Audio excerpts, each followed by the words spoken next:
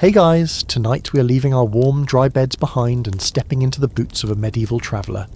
We're going to feel the damp chill in our bones, smell the wood smoke on the air, and hear the distant promise of a crackling fire in a roadside inn.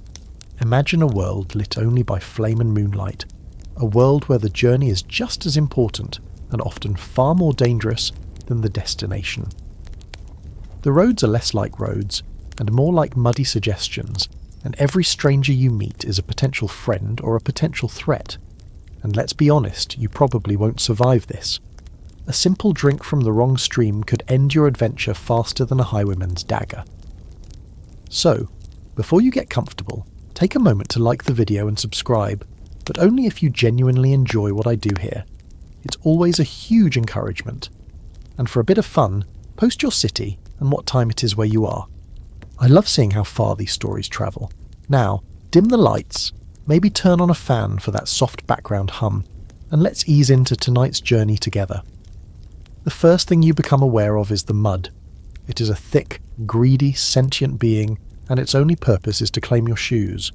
With every step it releases your foot with a reluctant, sucking gasp, the sound a constant companion to the rhythmic squelch, squelch, squelch that has become the soundtrack of your day. Your boots, which you so carefully treated with animal fat back at your starting point, have long since surrendered. The waterlogged leather is heavy, and you can feel the cold damp seeping into the worn wool of your hose, chilling you right to the bone. You wiggle your toes, a futile attempt to generate a spark of warmth. Nothing. They feel like 10 little blocks of ice. You're on what, in a more optimistic age, would have been called a road. Centuries ago, Roman legions marched along this very route on a masterfully engineered stone causeway. But the empire is a distant memory, and its roads are crumbling ghosts. The stones are still there, somewhere, buried under layers of impacted earth, churned mud, and the accumulated filth of generations. Now, the road is a wide, rutted track, a testament to the fact that while the concept of infrastructure has survived, the budget for it most certainly has not. Local lords are technically responsible for the upkeep of roads passing through their lands, a duty known as trinoda necessitas in England. But their definition of upkeep seems to be letting nature take its course until a wheel breaks. The path is divided into 3 treacherous lanes. On either side are 2 deep parallel canyons carved by the relentless passage of heavy wooden cartwheels. Right now, they are filled with murky brown water, miniature canals designed by a committee that actively despises travellers. You dare not step in them, for you have no idea if the bottom is a few inches down or a few feet. To lose your footing in one would mean a full body soaking, and very likely a twisted ankle on a hidden rock. So you, like everyone else with an ounce of sense, stick to the raised central spine of the road. This hump of slightly drier, more compacted earth is a precarious balancing act, barely wide enough for one person. Every so often you have to hop over a puddle that spans the entire width, a small leap of faith that you won't land in an even deeper patch of mire on the other side. The sky above is a uniform, unforgiving grey. It doesn't look like it's going to rain, mostly because it feels like it has forgotten how to do anything else. A fine, persistent mist hangs in the air, clinging to your cloak and beading on your eyelashes. The landscape around you is a muted tapestry of browns and greens. Sodden fields left fallow for the winter stretch out on one side. On the other, a line of skeletal trees marks the edge of a wood, their bare branches clawing at the sky. There is no bird song. The only sounds are your own laboured breathing, the sucking mud, and the faint, mournful creak of your leather bag strap. You've been walking since first light, and the sun, a weak hazy disk, is already beginning its slow descent. You've passed maybe 3 other souls all day, all trudging in the opposite direction, their faces grim and hooded, offering no greeting beyond a mutual weary nod. It's a lonely business, this. Historians still argue whether the average medieval peasant ever travelled more than 10 or 15 miles from their home village. For most, the world was their parish, their horizon defined by the nearest church steeple. For you, this journey is a necessity, but you can feel the truth of that limited world in your aching calves. Each mile is earned through sheer, monotonous effort. You pause for a moment, leaning on a mossy stone marker that might have once been a Roman milestone. Now it's just a convenient spot to catch your breath. You pull a small, lumpy oatcake from your bag. It's dry and bland, but it's food. As you chew, you gaze down the path ahead. It disappears into the mist, an endless ribbon of brown, promising nothing but more of the same. More mud, more effort, more cold. The romance of the open road is a concept that hasn't been invented yet. For now, there is only the wearying, endless trudge. The thought of a warm fire, a hot meal, and a place to lie down, any place, is the only thing that keeps you putting one foot in front of the other. The silence, which had been a heavy, isolating blanket, is suddenly punctured by a new set of sounds. It's not just your own weary footsteps anymore. Behind you, there's a rhythmic clopping, a sound of hooves striking something solid, likely a submerged Roman stone, and the low murmur of human voices. You don't turn immediately. A sudden movement can be interpreted as aggression, and you're not looking for trouble. You just shift your weight, pretending to adjust the strap of your bag and cast a glance over your shoulder. A small procession is making its way towards you, moving at a slightly faster pace than your own dispirited trudge. Leading the group, or rather being led by it, is a man perched atop a very disgruntled-looking mule. He is a merchant, clearly. His clothes are of a finer cut than yours, even if they are currently spattered with mud, and his face is round and well-fed. He looks like a man whose main form of exercise is worrying. Behind him, walking side by side, are two figures in the dark, heavy robes of pilgrims. A man and a woman, their heads bowed, though you catch them glancing around with a worldly curiosity that seems at odds with their pious costume. Trailing at the very back is the reason this little caravan has any sense of security at all, a man-at-arms. He's not a knight in shining armour, far from it. He wears a stained leather jack, a simple steel pot helmet, and carries a short spear.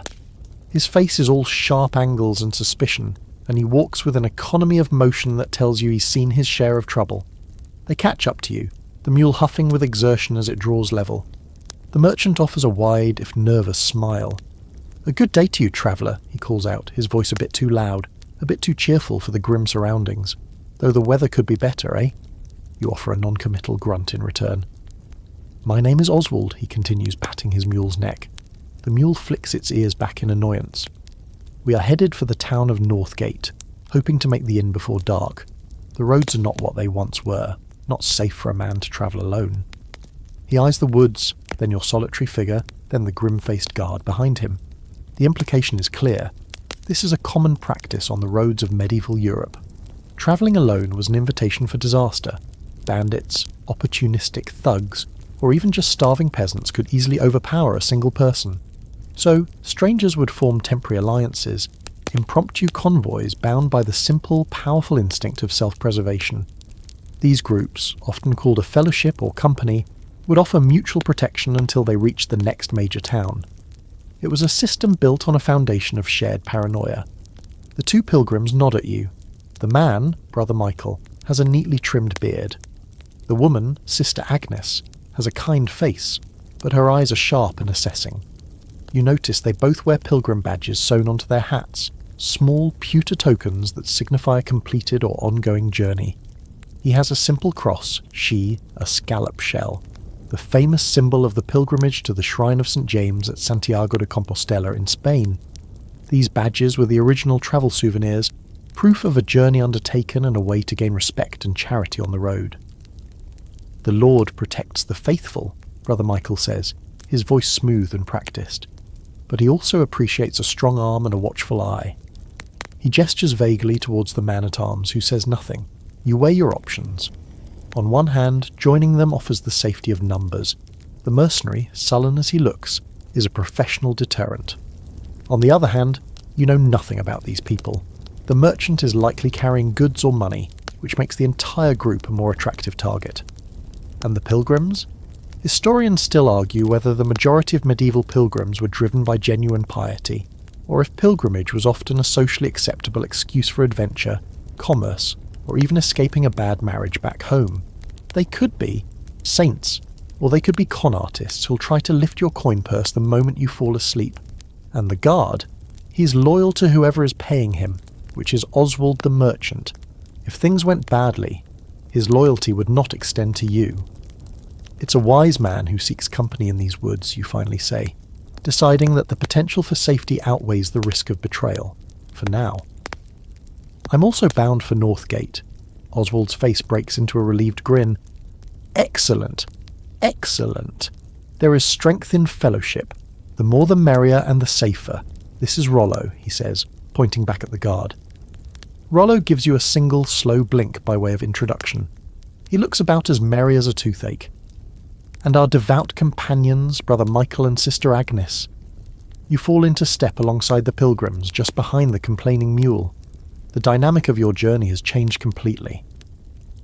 The lonely silence is replaced by Oswald's nervous chatter about wool prices, the pilgrims' occasional pious pronouncements, the clink and jingle of the mule's harness, and the soft, steady tread of Rollo's boots behind you.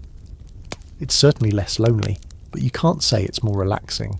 You're now part of a small, mobile island of humanity, a temporary tribe of strangers. You share the road, you share the destination, but you do not yet share trust. You keep your hand casually near the knife at your belt, and you notice Rollo does the same with his sword. It seems an unspoken understanding has already been reached. The air grows colder, and the light begins to fail in earnest now, the grey sky deepening to slate. Up ahead, another sound joins the small chorus of your group, the rush of water. It's not the gentle babble of a brook, but the deep, powerful churn of a river, wide and fast-flowing. The road slopes downwards towards a crossing point, and as you round a bend you see it, a sturdy-looking wooden bridge stretching across the murky, swirling water. Standing at its entrance is a small, stoutly built hut with a thin plume of smoke rising from a clay chimney. Beside the hut, a heavy wooden pole rests on a crude support, blocking the way.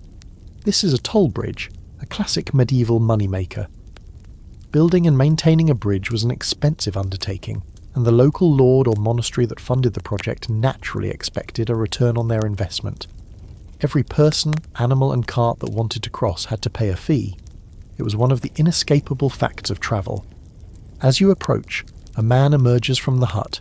He's wrapped in a thick, greasy-looking cloak and leans on a short, gnarled staff that looks less like a walking stick and more like something you'd use to beat a carpet. Or a traveller. His face is a roadmap of broken veins, and his nose has been broken at least once. He plants himself in the middle of the road, blocking your path completely, his staff held loosely in one hand. Oswald the merchant lets out a long-suffering sigh. "Ah, the Lord of the Crossing," he mutters under his breath, reining in his mule. "Always a pleasure." The toll collector eyes your small party, his gaze lingering on Oswald's mule and the bulging saddlebags it carries. His eyes are like a shopkeeper's, mentally calculating the value of everything he sees. "Toll for the bridge," he grunts, his voice a low gravel. "A penny for each man on foot. 4p for the beast and its rider," Oswald sputters. 4p? That's robbery. It was 3p last season." The toll collector gives a slow, unpleasant smile. "Lord's new decree. Costs of maintenance have gone up, and the river's high. More dangerous. My risk is greater." He taps the bridge with his staff. "Pay the toll, or you can try your luck swimming." He gestures with his head towards the churning brown water, where a large tree branch is currently being swept downstream at an alarming speed. He has a point. There's no other way across for miles. This was a constant source of friction. Tolls were often arbitrary, and could be raised at the Lord's whim. While some tolls were fair and genuinely went towards the bridge's upkeep, many were simply exploitative. A well-placed bridge on a major trade route could be a gold mine. Some lords even built bridges specifically to levy tolls, a practice that was widely resented. There's a record of one English abbot who, upon his death, was said to have been tormented in the afterlife by being forced to endlessly drink the muddy water of the river where he had charged such extortionate tolls. A fitting, if slightly damp, eternal punishment. Oswald grumbles, but he knows he's beaten. He reaches into a small leather pouch at his belt and begins to count out the coins. The toll collector watches him like a hawk. Meanwhile, Rollo the man-at-arms has moved to stand slightly forward, his hand resting on the pommel of his short sword. It's not an overtly aggressive move, but it's a clear signal. We'll pay the fee, but don't try anything foolish. The toll collector's eyes flick to Rollo, and his smug expression hardens slightly. A silent negotiation of power is taking place, a common language on the medieval road. While Oswald fumbles with his coins, Brother Michael steps forward. "We are pilgrims, good sir," he says, his voice dripping with sanctimony, "on a holy journey to give thanks at the shrine of St. Giles. Surely the lord of this land would not charge those on God's own business. This was a classic move. Clergy and pilgrims often claimed exemption from tolls, and sometimes it even worked. It depended on the piety, or greed, of the local lord. Historians still argue whether these exemptions were a formalised right, or simply a commonly attempted PR move for the church. The toll collector scoffs. God's business doesn't pay for new planks when the old ones rot. The Lord's decree says all must pay. Pilgrims, merchants, even the king himself if he came this way. He looks at Michael's well-fed frame. You look like you can spare a penny for the sake of dry feet. Defeated, Brother Michael and Sister Agnes dig into their own pouches. You do the same, fishing out a single thin silver penny. It feels like a significant loss. A penny could buy you a couple of cheap loaves of bread, or a gallon of the lowest quality ale at an inn. Handing it over for the privilege of not drowning feels like a poor bargain, but you have no choice.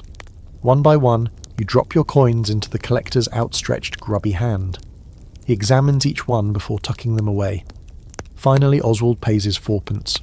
With a grunt of satisfaction, the collector walks over to the wooden barrier and with a great heave, lifts the heavy pole, swinging it aside. The way is clear. "Mind the third plank from the end," he calls out as Oswald urges his mule forward.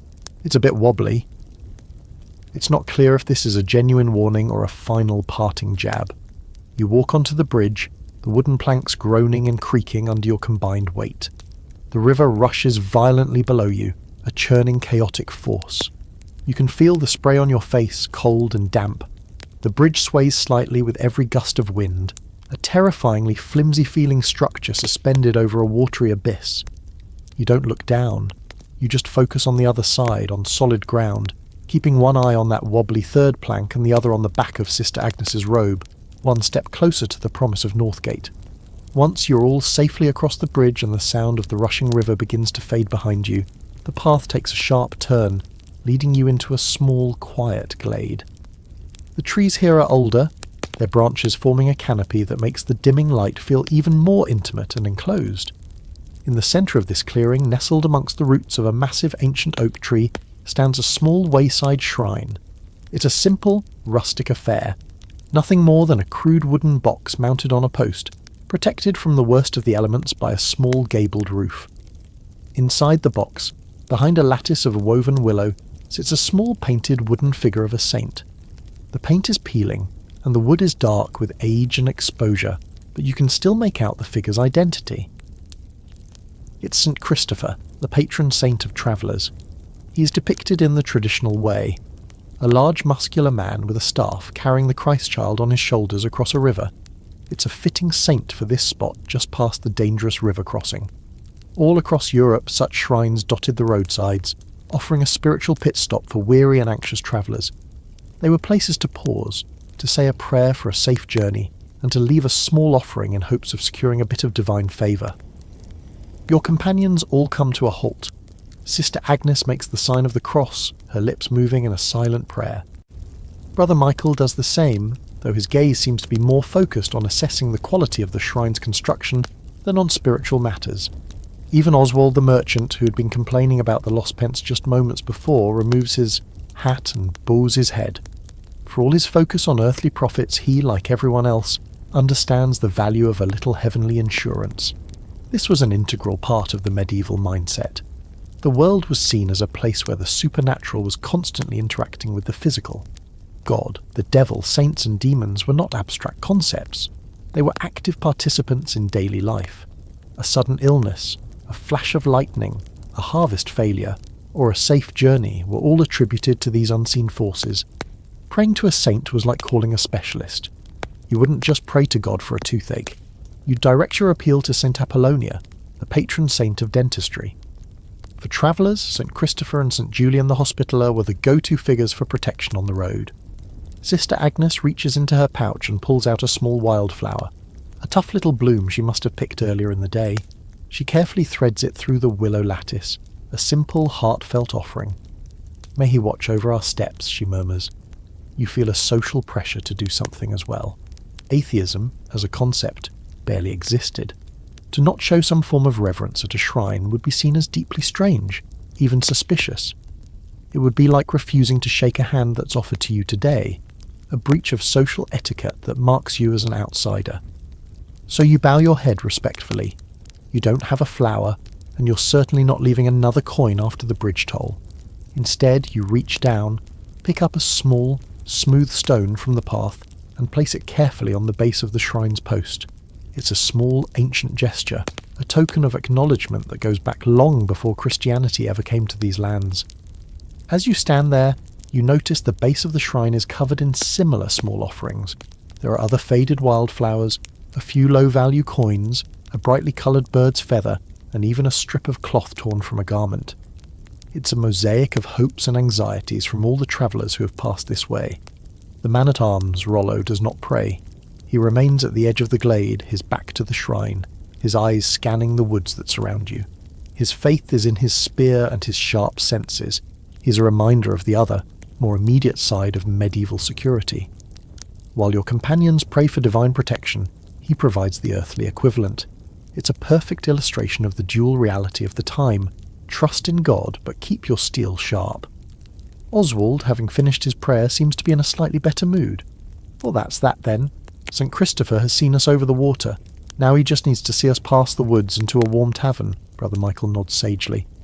The woods can be as perilous as any river. This is when you notice something odd. Tucked into the thatched roof of the shrine is a small withered bundle of herbs tied with a red string. It's not a Christian symbol. It's a folk charm, a remnant of older pagan beliefs that still thrived beneath the surface of official religion. Historians still argue about the extent to which these pre-Christian beliefs, often dismissed as mere superstition, coexisted with and even blended into everyday Christian practice. This little bundle is a perfect example. Someone came to this Christian shrine but felt it was wise to hedge their bets with a bit of old magic, just in case. It's a quirky tidbit of syncretism, the medieval equivalent of wearing both a cross and a lucky rabbit's foot. You wonder who left it there. Perhaps a traveller who believed in covering all their spiritual bases. You all linger for a moment more in the quiet of the glade. The air feels still and heavy with the weight of countless prayers whispered in this very spot. It's a moment of peace, a brief respite from the relentless physical effort of the journey, but the woods loom ahead and the light is fading fast.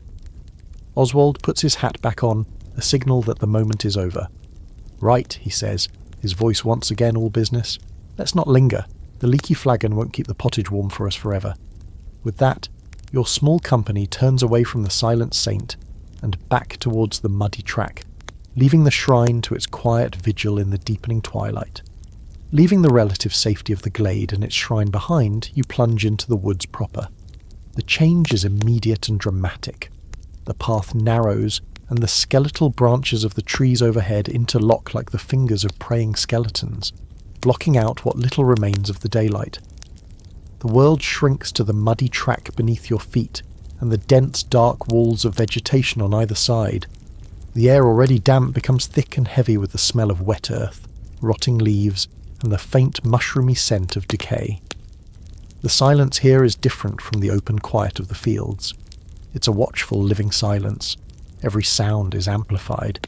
The squelch of your boots, the huffing of Oswald's mule, the rustle of your cloak against a low-hanging branch, they all seem impossibly loud, intrusive. And then there are the other sounds, the sudden snap of a twig in the undergrowth, the mournful hoot of an owl, even though it's barely dusk, the rustling of some unseen creature in the deep leaf litter. Your imagination, fueled by travellers' tales and fireside warnings, begins to populate the shadows. Your group instinctively draws closer together. The casual spacing you had on the open road tightens into a defensive huddle. Oswald's nervous chatter ceases completely. Even Brother Michael and Sister Agnes stop their quiet murmuring. The only person who seems remotely comfortable is Rollo, the man-at-arms. He moves with a quiet confidence, his head constantly swivelling, his eyes scanning the impenetrable darkness between the tree trunks. His spear is no longer resting on his shoulder. He holds it now in a ready grip, its blackened iron point aimed forward. He is in his element. Forests in the medieval imagination were not the peaceful recreational spaces we think of today. They were liminal spaces, places of danger and lawlessness that existed outside the ordered world of the village and town. They were the domain of wolves, bears, and far more terrifyingly, outlaws. These were not the romantic steal from the rich, give to the poor types like Robin Hood. Real medieval outlaws, or wolf's heads, as they were sometimes called because, like wolves, they could be killed on sight by anyone, were often desperate, violent men, exiled criminals, escaped serfs, or disgraced soldiers. They would ambush travellers for a few coins, a pair of shoes, or a loaf of bread. You glance at the trees around you. The gnarled trunks of oaks and beeches look like silent, watching giants. The dense thickets of holly and thorns seem like perfect places for an ambush. Your heart is beating a little faster now, a steady thrum against your ribs. You find yourself holding your breath, listening. Was that a footstep, or just the wind? You keep your hand on the hilt of your knife, the worn leather cool and reassuring against your palm. It's a pathetic weapon against a determined attacker, but it's better than nothing. It's a comfort object, really. A joke of a defence, but a comfort nonetheless. Suddenly, Oswald's mule lets out a loud, panicked bray and shies violently, almost unseating its rider. Oswald yelps, grabbing onto the mule's neck to steady himself. Everyone freezes. Rollo instantly brings his spear up, planting the butt on the ground and aiming the tip down the path. "What is it?" he hisses, his voice a low, urgent whisper. A few yards ahead, a dark shape lies sprawled across the track. For a heart-stopping moment, you think it's a body. But as your eyes adjust, you see it's a dead deer, its neck twisted at an unnatural angle. A wave of relief washes over you, so potent it leaves you feeling weak-kneed. But the relief is short-lived. Rollo approaches the deer cautiously, prodding it with the tip of his spear. "Poachers," he grunts, his eyes scanning the woods around you with renewed urgency. And recent, the blood's not even dry. This is almost worse than outlaws. Poaching in a lord's forest was a serious crime. All the game, the deer, the boar, the rabbits, belonged to the local lord by law. A peasant caught hunting could face severe punishment, from hefty fines to mutilation, like having a hand chopped off. Historians have documented the harshness of these forest laws, which were designed to protect the aristocracy's hunting privileges. This meant that poachers, if discovered, would be desperate. They would be more than willing to silence a chance witness to avoid the Lord's justice. The fact that they left their kill in the middle of the road suggests they were startled, and are likely still nearby, hiding, watching. "We don't linger," Rollo says, his voice dropping even lower. He doesn't shout. He doesn't panic. His calm professionalism is more terrifying than if he had screamed. "Walk. Quickly and quietly. Stay together. There's no more pretense. This is a moment of genuine fear. You can feel the prickle of unseen eyes on the back of your neck." Sister Agnes begins to pray again, but this time it's not a peaceful murmur.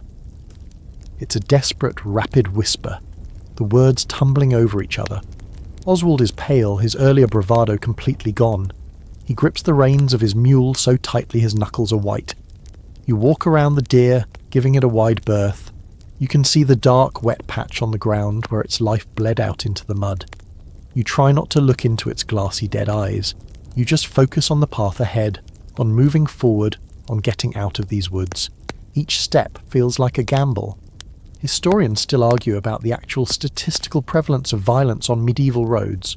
Was it an everyday occurrence or a rare but terrifying possibility? Right now, as you hurry through the oppressive twilight of the forest, the academic debate feels entirely irrelevant.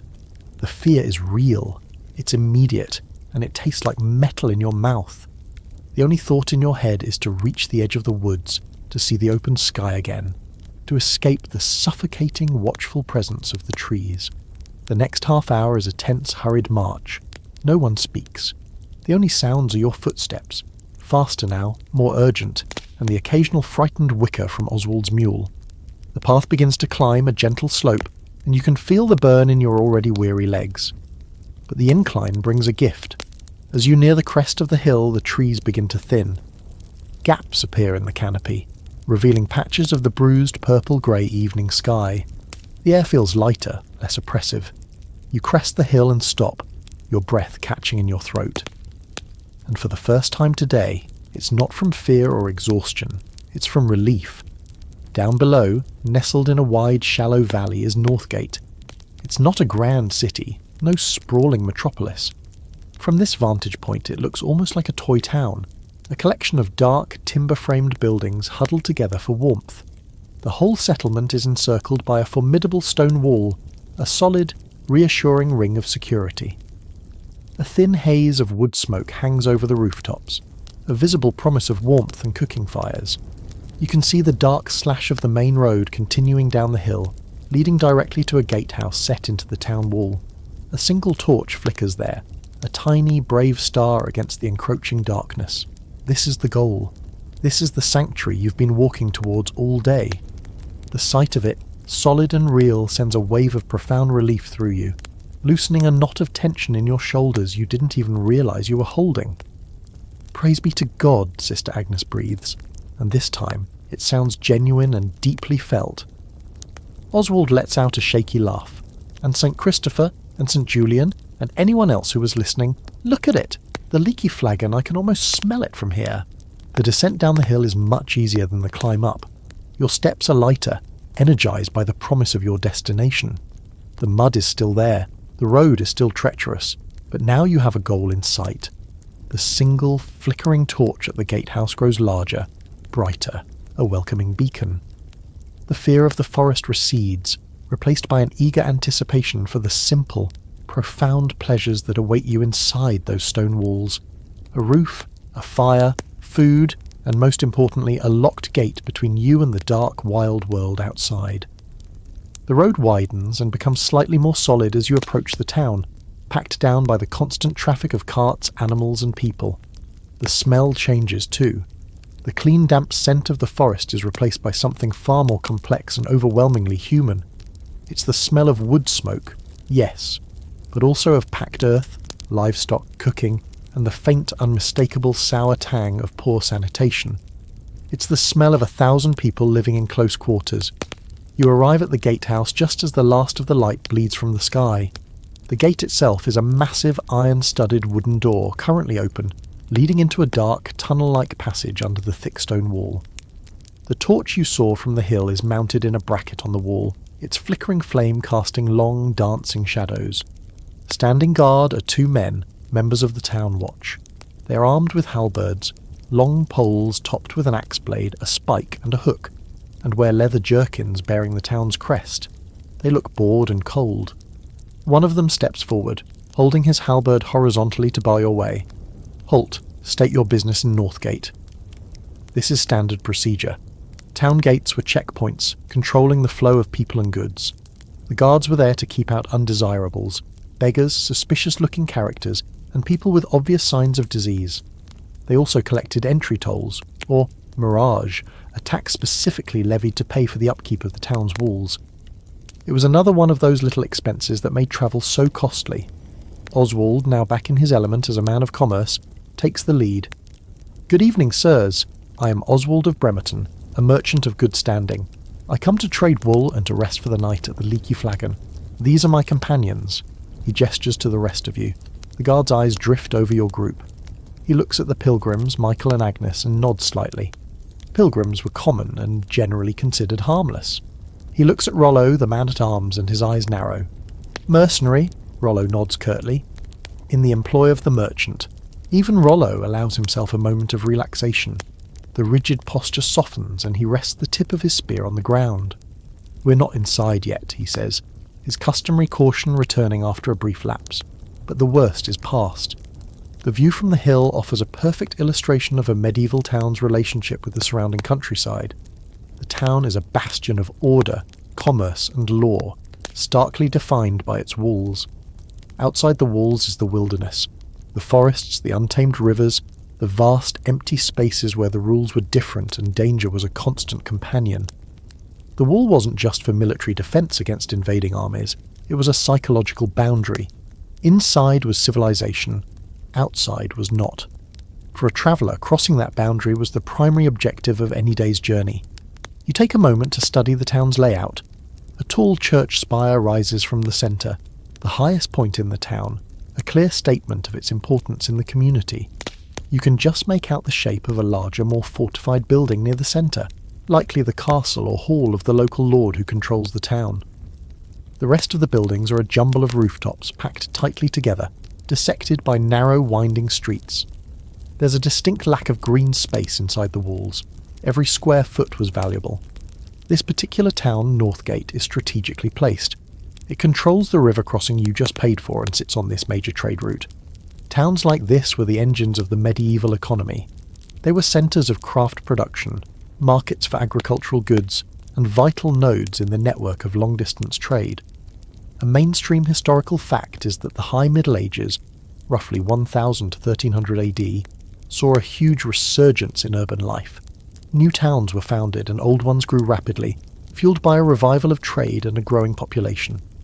This was a reversal of the trend from the early medieval period, where life was overwhelmingly rural and agrarian. As you look, you notice something interesting on the fields just outside the town walls. There are people still working, hurrying to finish their tasks before nightfall. These are the town's suburbs, or more accurately, its suburbs, the areas literally under the walls. This is where the less pleasant, smelly or land-intensive industries were often located. Tanneries, slaughterhouses and smithies were frequently pushed outside the main walls to keep the smoke and stench away from the more affluent residents inside. It was medieval zoning, driven by a desire to keep the really foul smells at a distance. Let's be honest, it's a pretty good idea. Who wants to live next to a tannery with its vats of urine and animal hides? No one. That's who. Your moment of respite is brief. The final dregs of daylight are fading fast, and the town gates won't stay open all night. "Come on," Oswald urges, nudging his tired mule into motion. "The gates will close soon. I don't fancy a night sleeping out here." He's right. Towns and cities locked their gates at night, usually at the ringing of a curfew bell. Anyone caught outside after that was out of luck, forced to spend the night in the dangerous suburbs or find shelter in a nearby barn if they could. Being locked out was not just an inconvenience, it was a serious safety risk. The guard seemed satisfied with that. A merchant hiring a guard was a sign of legitimacy, not trouble. Finally, his eyes land on you. You're dusty, muddy, and your clothes are plain. You don't look like a merchant, a pilgrim, or a soldier. You look like... well, you just look like a traveller. "And you?" the guard asks, his tone neutral but questioning. "Also a traveller," you reply simply. "Seeking a bed for the night. I have coin to pay my way." You pat the pouch at your belt. This is the crucial part. Towns were wary of vagrants who might become a drain on the community's resources. Proving you could pay was key to a smooth entry. The guard grunts. "All right. Entry toll is a halfpenny per head and 2p for the mule." Oswald sighs dramatically but pays without the same argument he gave at the bridge. Arguing with a toll collector on a lonely road is one thing. Arguing with armed guards at the gate of your destination is a losing proposition. You and the pilgrims each hand over your halfpenny. It's a small, fiddly little coin, easily lost. In fact, a quirky tidbit of medieval life is the existence of special money pots, small ceramic jars with a narrow slot, designed so you could put coins in but couldn't get them out without smashing the pot. They were an early form of piggy bank, intended to stop people from dipping into their savings for trivial purchases. You could use one of those right now. With the tolls paid, the guard lifts his halberd. "Mind the curfew bell. It will ring in an hour. Anyone on the streets after that without good cause will spend the night in the lockup." He jerks a thumb towards a heavy windowless door set into the wall of the gatehouse tunnel. You get the distinct impression it would not be a pleasant place to sleep. You step through the gate and into the town proper. The transition is jarring. The relative quiet of the road is replaced by a cacophony of sound. Even at this late hour, the main street is alive with activity. People are hurrying home from work. Voices are calling out from doorways. A dog barks insistently. And from somewhere nearby comes the rhythmic clang of a hammer on an anvil as a blacksmith finishes his last job of the day. The street is narrow, barely wide enough for a single cart to pass. The timber-framed houses lean out over the street, their upper floors or jetties projecting further than the ground floor. This was a clever way to maximise living space on a small plot of land, but it had the unfortunate side effect of blocking out most of the sunlight and creating a sort of permanent twilight on the street below. Historians still argue whether this design was primarily for space, or if it also served to protect the timber and wattle walls of the ground floor from the rain. Either way, it makes the street feel like a canyon. A central gutter, a shallow stone-lined channel, runs down the middle of the street. It is choked with a foul-smelling sludge of mud, animal droppings, discarded food scraps, and general filth. You have to watch your step carefully to avoid the worst of it. The smell you noticed outside the gates is 10 times stronger in here. A thick, almost tangible miasma. You instinctively breathe through your mouth. You're finally inside, finally safe from the dangers of the forest and the road. But as you look around at the crowded, chaotic and profoundly dirty street, you realise you've just exchanged one set of challenges for another. The town has its own rules, its own dangers, and its own unique brand of discomfort. Your journey for the day is over, but your adventure in Northgate is just beginning. Now that you're inside the walls of Northgate, the immediate challenge becomes navigation. The town is a labyrinth of narrow, winding streets that seem to follow no logical pattern. They twist and turn, products of centuries of organic growth rather than deliberate planning. There are no street signs. You can't just pull out a map on your phone. Your only guide is the local knowledge of your companions and the general lay of the land. Oswald seems to know the way. The Leaky Flagon is on Brewer's Lane, just off the main market square, he says, taking charge. Follow me, and for heaven's sake, watch where you're stepping. His advice is sound. The street is an obstacle course.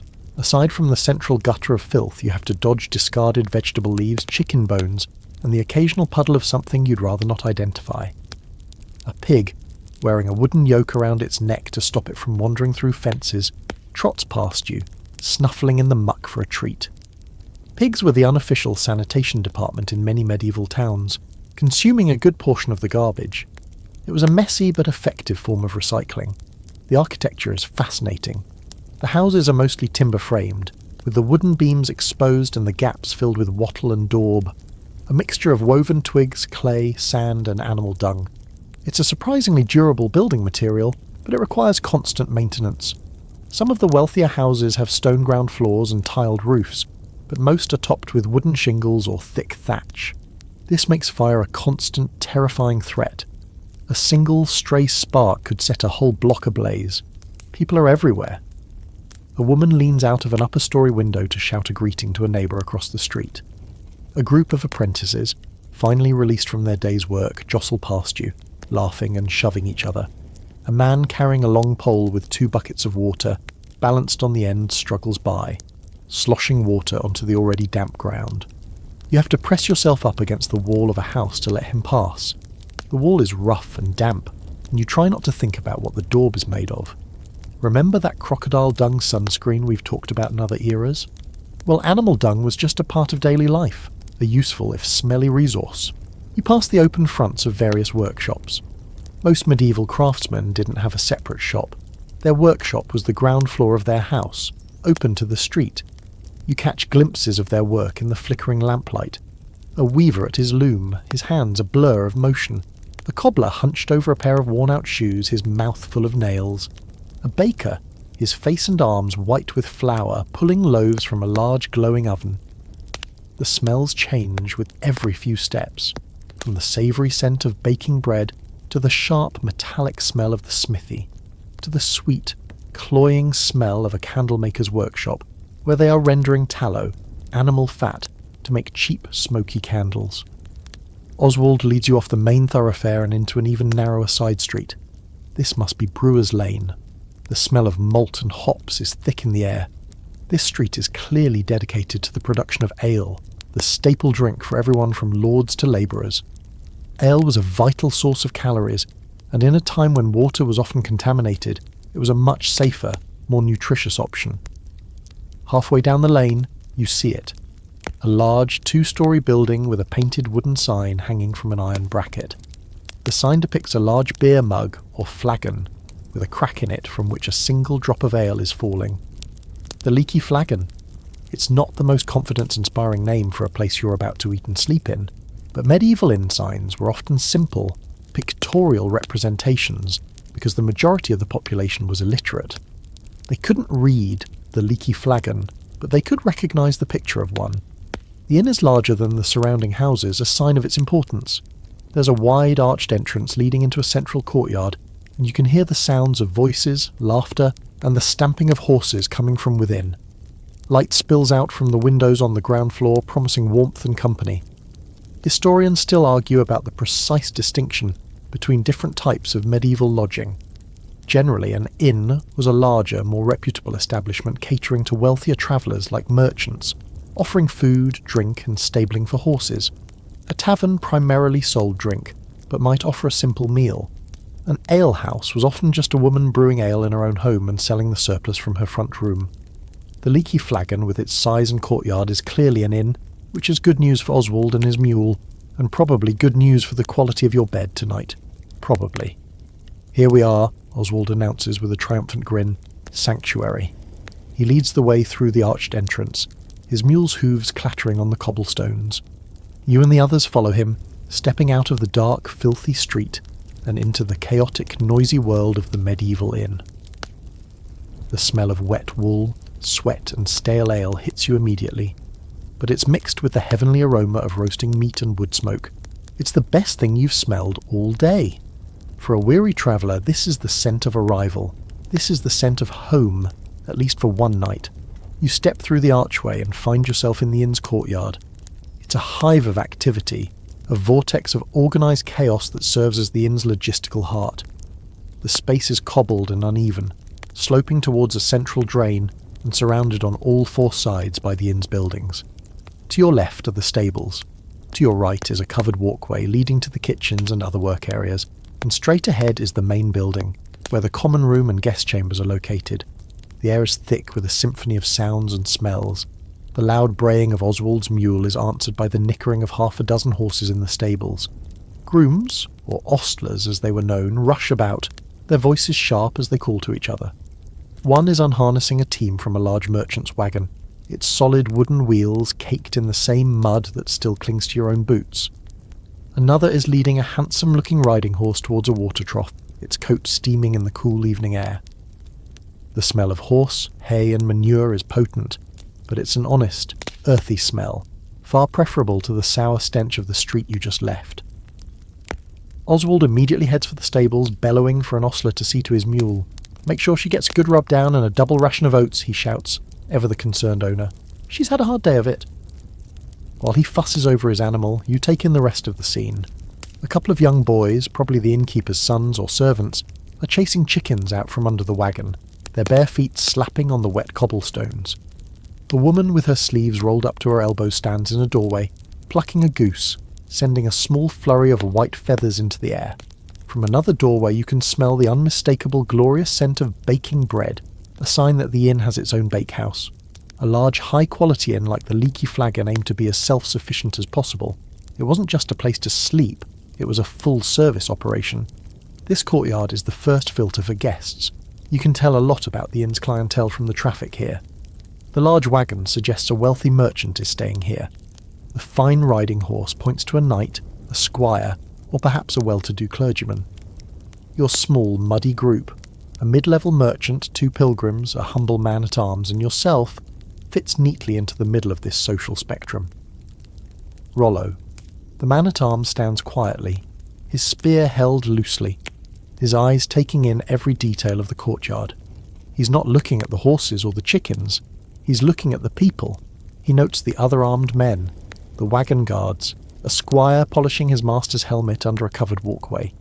He's assessing potential threats, even here, in this supposed sanctuary. For him, the job is never truly over. It's a good lesson. An inn was a public space, a crossroads where all strata of society met, and not always harmoniously. You notice a well in one corner of the courtyard. A young serving girl is cranking a bucket up, her arms straining. This is a crucial feature. Access to a private source of water was a huge advantage for an inn. It meant they didn't have to rely on the often polluted public conduits or rivers. While the ale was still safer to drink, the well water was essential for cooking, cleaning, and watering the animals. A quirky tidbit is that many inns were named after their most prominent feature. You might find the Saracen's Head if it was near the home of a returned crusader, or the Woolpack if it catered to wool merchants. An inn named the Well, or the Fountain, was proudly advertising its access to fresh water. The Leaky Flagon, on the other hand, seems to be advertising its sense of humour. A bold marketing strategy for sure. Brother Michael and Sister Agnes are looking around with an air of appraisal. They've likely stayed in dozens of inns like this during their travels. They murmur to each other, probably comparing it to the last place they stayed. Pilgrims were the original hotel reviewers, spreading the reputation of good and bad lodgings along the pilgrimage routes. A good word from a pair of experienced travellers like them could bring in a steady stream of business. The main building stands before you, 2 stories high with another attic level suggested by the small dormer windows in the steep roof. The ground floor is built of stone, a solid and fire-resistant foundation. The upper floor is timber-framed, just like the houses on the street, with leaded glass windows, a sign of considerable wealth. Most common homes would have had windows covered by oiled parchment or wooden shutters, but glass, though wavy and imperfect, was a luxury. Light from within silhouettes figures moving about in the common room, and the sound of a lute being played badly drifts out into the courtyard. Finally, Oswald finishes his stable arrangements and rejoins you, rubbing his hands together in anticipation. Right, that's the beast taken care of. Now to see to our own needs. Let's meet the man in charge. He gestures towards the heavy oak door of the main building. Time to face the innkeeper. You follow him, your group reassembling as you cross the last few feet of the courtyard. You're about to step from the semi-public space of the yard into the heart of the inn itself. You're moving from the world of animals and labour into the world of commerce and hospitality, and in this world the innkeeper is king. You follow Oswald and push through the heavy oak door. The change is instantaneous. A wall of heat and noise washes over you, a welcome assault on your cold-numbed senses. The air inside is thick with the smells of wood smoke, roasting meat, spilled ale, wet wool, and unwashed humanity, all mingling into a complex perfume that, to a weary traveller, is the essence of comfort. The low ceiling, darkened by years of smoke, traps the sound, creating a constant lively hum of conversation, laughter, and the clatter of wooden cups on thick planked tables. The room is crowded. Every bench and stool seems to be occupied. In the centre of the main wall, a massive stone hearth dominates the space, a fire blazing within it so large you could roast a whole pig. The light from the fire and a few smoky tallow candles casts a warm, flickering glow across the room, painting everything in shades of orange and deep shadow. As Martha scurries off to clear a space for you, you can't help but notice the innkeeper's complex role. He is offering hospitality, a Christian virtue, yet he's doing it for a profit. The church had a complicated relationship with inns, often viewing them as dens of iniquity, places of drunkenness, gambling, and other vices.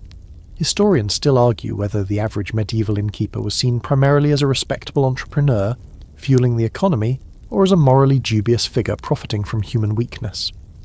Looking at Thomas, with his shrewd eyes and calculating smile, you can see both sides of the debate. He's offering sanctuary from the cold, dark world outside, but that sanctuary comes with a price tag, and he looks like a man who always collects. He gives your group one last look over. Your man-at-arms can leave his spear by the door. No weapons in the common room is the rule of the house. Rollo nods and leans his spear against the wall near the entrance, though you notice he keeps his short sword at his hip. Apparently that doesn't count. Thomas sees it too, but says nothing. A man needs some protection. It's a compromise. "Find your seats," Thomas says, his attention already drifting to a new group of locals who've just come in. "Martha will see to you."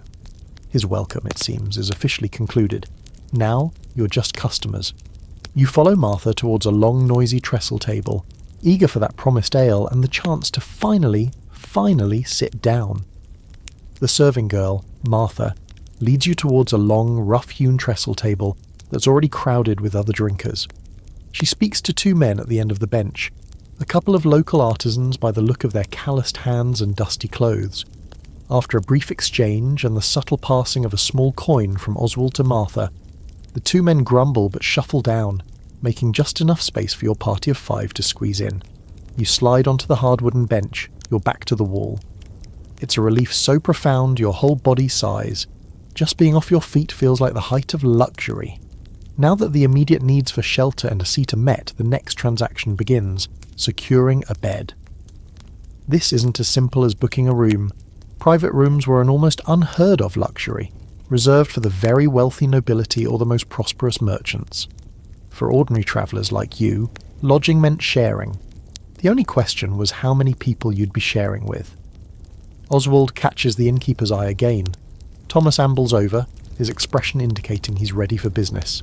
"Now," he says, leaning on the table, his voice low enough to not be overheard by everyone, "about those beds." "What are your rates?" Oswald asks, getting straight to the point. And there, standing near the hearth as if to draw power from its heat, is the man in charge. He is, you assume, the innkeeper. He's built like a barrel, with a chest and shoulders that speak of a life spent lifting heavy things. Ale casks, probably. A stained leather apron is tied over his simple tunic, and a ring of heavy iron keys, the very symbols of his authority, hangs from his belt. He's not smiling. Instead, he is watching your group enter with a look of intense, neutral scrutiny. His eyes, small and sharp, miss nothing. They flick from Oswald's relatively fine clothes to the pilgrim's badges, to Rollo's spear, and finally to you, taking in your muddy boots and plain cloak. It's the look of a man who can size up a traveller's purse with a single glance. He's the medieval equivalent of a nightclub bouncer, and the manager all rolled into one. Oswald, puffing out his chest, strides forward. "A good evening to you, innkeeper. I trust you have room for 5 weary travellers." The innkeeper's face softens into a semblance of a welcome, a professional smile that doesn't quite reach his eyes. "There is always room for honest folk with coin to spend," he says, his voice a deep rumble that cuts through the din. "Welcome to the Leaky Flagon. I am Thomas." He wipes a hand on his apron before extending it to Oswald, a gesture of respect for a fellow man of business. They shake, sealing an unspoken agreement to trade. "I am Oswald. We need supper for 5 and beds for the night, and a round of your best ale to wash the road from our throats." Thomas the innkeeper nods slowly, his gaze sweeping over your party one more time. "Supper we have. The pottage is hot. The ale is fresh. Beds. Beds are always in demand." He leaves the sentence hanging, a subtle opening to the negotiation that he knows is coming. This man, Thomas, is more than just a landlord. A successful innkeeper in a town like Northgate was a significant figure. He was a businessman, an employer, and often a respected member of the community. He had to manage supplies, deal with merchants and farmers, handle a constant stream of strangers, and maintain order under his own roof. Many innkeepers became quite wealthy, and were elected to civic positions like alderman or even mayor. Their inns were not just rest stops, they were nexuses of news, commerce, and social life. Thomas's air of quiet authority comes from this position. He is the master of this small, loud, smoky kingdom. He turns to one of the serving girls who's hurrying past with an armload of dirty cups. "Martha, a bench for these good people, and 5 mugs of the good brew." He looks back at Oswald. "My ale is the best in Northgate. The town's ale conner himself said so," he says it with a wink. The ale conner was a real and very important official in medieval towns, tasked with checking the quality and price of all ale sold. A quirky tidbit is that one of their methods was to pour a bit of the ale onto a wooden bench, sit on it while wearing leather breeches, and if the breeches stuck to the bench upon standing, it meant the brewer had added too much sugar or honey to the mix. Thomas's boast means his ale is pure and he's not afraid to have it tested. Thomas begins the verbal menu. "For a gentleman such as yourself," he begins, his eyes on Oswald. "I have a fine bed in the chamber over the kitchen. It's warm, and you'll share with only 2 other respectable merchants. A good feather mattress. That will be 6pence for the night." 6pence. That's a significant sum. A skilled craftsman might earn that much in a day. Oswald nods slowly, considering it. A semi-private room with a feather bed is a mark of status. "For the pilgrims," Thomas continues, his gaze shifting to Brother Michael and Sister Agnes. "And for your good self," he adds, looking at you. "I have beds in the main dormitory. A good straw pallet, a clean blanket, and a roof over your head. 2pence a head." This was the standard offering for the majority of travellers. A large room, often in the attic or a separate outbuilding, filled with pallets or simple bedsteads. You would be sleeping alongside a dozen or more complete strangers. Historians have found inn records and travellers' accounts that describe these dormitories in vivid detail. They were noisy, stuffy, and offered absolutely no privacy. "And for my man?" Oswald asks, gesturing to Rollo, who is sipping his ale stoically. "He can have a pallet in the dormitory for the same price," Thomas says. "Or if he prefers, he can sleep in the stables with the mule and the wagon guards for a penny. It's warmer than you'd think, and he can keep an eye on your beast." This was a very common choice for servants and guards. It was cheaper, and it allowed them to protect their master's property, the horses and goods, from thieves. Rollo simply grunts and nods. The stables it is.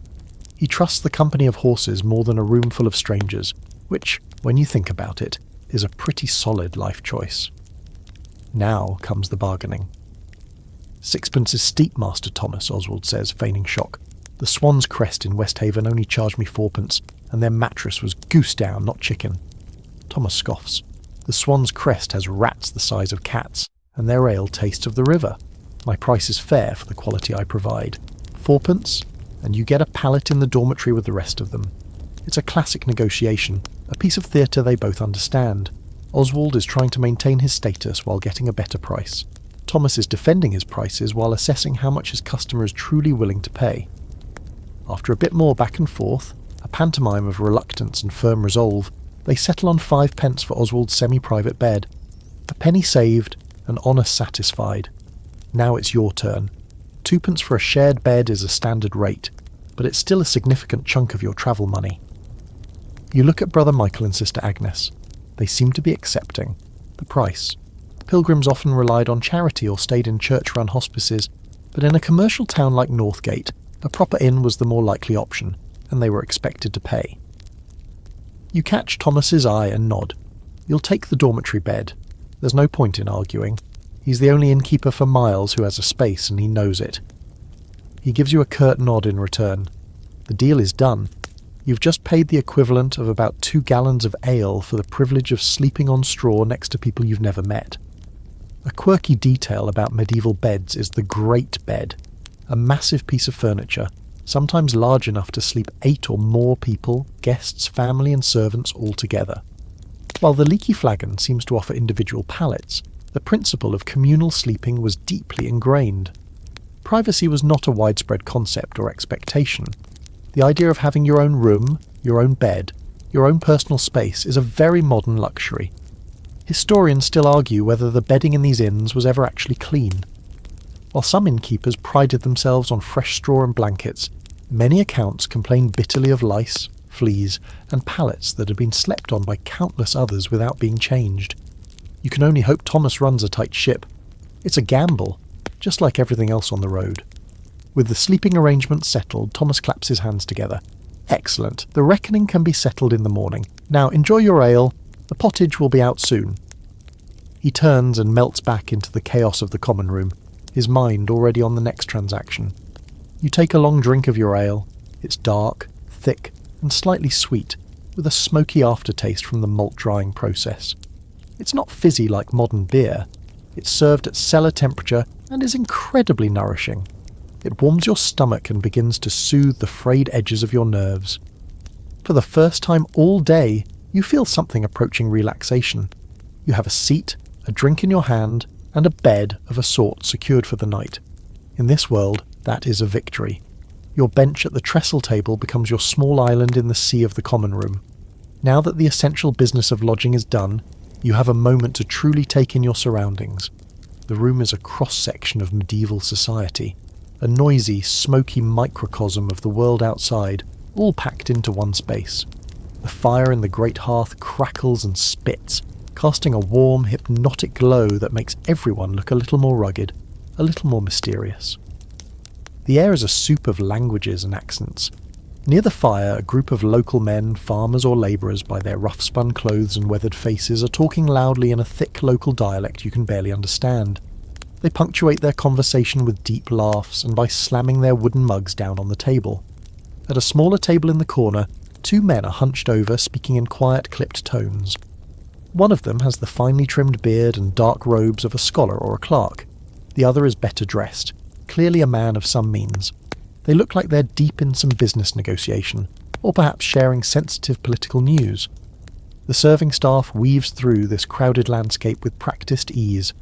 Martha, the girl who seated you, is a blur of motion, delivering mugs of ale, clearing away trenchers and dodging the occasional outstretched leg of a tipsy customer. An older woman, presumably the innkeeper's wife, directs the flow of work from the doorway to the kitchen, her voice sharp but not unkind. It's a family business, and everyone has a role. Your own little group starts to relax. Oswald, pleased with his bargain for a superior bed, is holding forth on the topic of wool prices, gesturing expansively with his mug and occasionally sloshing ale onto the floor. Brother Michael and Sister Agnes listen with polite smiles, though their eyes keep scanning the room, taking in the scene. They are professional observers, collectors of stories and information. Rollo the guard remains mostly silent, his back to the wall, nursing his ale. He's watchful, but the tense alertness he had in the forest has eased into a more relaxed vigilance. He's a coiled spring, at rest, but ready. You lean back against the rough plaster wall and just absorb the atmosphere. The floor is made of packed earth, covered with a thick layer of rushes. In theory, these rushes were meant to soak up spills and be swept out regularly. In practice, they often became a permanent compressed layer of filth, hiding discarded bones, spilled food, and all manner of unsavoury debris. A dog, a scruffy-looking terrier mix that probably belongs to the innkeeper, is happily sniffing through them, his tail wagging whenever he finds a forgotten morsel. You make a mental note not to drop anything you want to eat later. The mainstream historical fact here is the sheer public nature of life. The common room of an inn was a vital social hub, second only to the church. It was a place where news was exchanged, deals were struck, and people from different walks of life mingled in a way they rarely would elsewhere. A farmer could overhear a merchant's discussion of grain prices in a distant city. A pilgrim could share tales of the road with a soldier returning from a campaign. It was the internet of its day, a slow, chaotic and often unreliable network for information, but a network nonetheless. You notice the variety of drinking vessels. Your group has been given simple wooden mugs. The wealthier-looking men at the other table are drinking from pewter tankards, and you see one man, a very prosperous-looking fellow with a fur-trimmed cloak, drinking from a cup made of greenish glass. These items are all indicators of status. Even the way you drink says something about who you are. A quirky tidbit about these common rooms is the tradition of the fool or jester. While we often associate them with royal courts, some larger, more prosperous inns employed their own entertainers to keep the guests happy. They would tell jokes, perform acrobatic tricks, or engage in witty banter with the customers. You don't see a fool here at the Leaky Flagon, but the sheer volume of noise and activity provides plenty of entertainment on its own. It's a classic people-watching paradise. The smoke in the room stings your eyes. The huge fireplace is the main source of ventilation, but it's not very efficient. There's no chimney in the modern sense, just a smoke hole or a louver in the roof. The result is a perpetual haze that hangs in the upper part of the room, making you grateful you're sitting down. Historians still argue about the long-term health effects of living in such smoky environments. Respiratory problems were likely rampant, and the constant exposure to wood smoke would have been a serious occupational hazard for someone like Thomas the innkeeper or his wife. You take another sip of your ale. The initial warmth it provided is settling into a pleasant buzz. The aches in your legs from the day's-long walk are starting to fade into a dull, distant throb. The common room, with all its noise, smells and questionable hygiene, feels like the most welcoming place on earth right now. It is loud, it is dirty, it is crowded, but it is also warm, safe and alive. After a day spent in the cold, empty silence of the road, the chaotic humanity of this room is a profound comfort. Just as the first mug of ale is working its magic, a new smell cuts through the general fug of the common room, a savoury, steaming aroma that makes your stomach rumble with an intensity that is almost painful. Martha and another younger boy emerge from the kitchen doorway, their arms laden with large, steaming wooden bowls and a stack of what look like thick, flat discs of bread. Supper is served. Martha places a large communal bowl in the centre of your section of the table. "The pottage," she announces, setting it down with a thud. She then hands each of you one of the bread discs. "And your trenchers." You look down at the meal. The main course is the pottage, the absolute staple of the medieval diet for anyone who wasn't nobility. It's a thick, stew-like porridge, a brownish-green concoction with various unidentifiable lumps floating in it. This was the one-pot meal of the era. The base was usually oats, barley or dried peas, boiled for hours over the fire. Into this pot would go whatever was available. Root vegetables from the garden like onions, leeks and carrots, greens like cabbage or kale, and if you were lucky, some scraps of meat or bacon for flavour. The quality of pottage varied enormously. In a peasant's hut it might be little more than thin gruel. In a prosperous inn like this it's much more substantial. You can see chunks of what looks like turnip and onion, and you can smell the rich scent of herbs. It's hot, it's filling, and it's packed with calories, which is exactly what your exhausted body needs. The bread disc you've been given is your plate. This is a trencher, a slice of stale, dense bread, typically a day or two old, so it's hard enough to hold the moist pottage without immediately falling apart. You're not meant to eat the trencher itself, at least not at first. You use it as an edible plate, and once you've finished the pottage, you can either eat the gravy-soaked bread yourself or, as was common practice, give it as alms to the poor or toss it to the dogs sniffing around the floor. It's a clever system, a plate and a charitable donation all in one. No washing up required. Just a quick and easy way to make the dog happy. Everyone at the table digs in. There are no individual forks. The fork was known in Europe, but it was viewed with suspicion, often considered an effeminate and overly fussy Italian affectation. Most people ate with a spoon, a knife, and their fingers. You have a small, all-purpose knife at your belt, and you were given a simple wooden spoon along with your trencher. You dip your spoon into the communal bowl, scooping a heap of the thick pottage onto your bread plate. You take your first bite. It's surprisingly good. The vegetables are soft, almost dissolved into the thick broth. There's a definite meaty flavour, likely from a ham hock or some bacon being boiled in the pot. It's heavily seasoned with parsley and thyme, and there's a peppery heat to it. It's not elegant cuisine, but it's deeply satisfying. You eat quickly, hunger overriding any sense of decorum. This is the kind of food that fueled medieval society.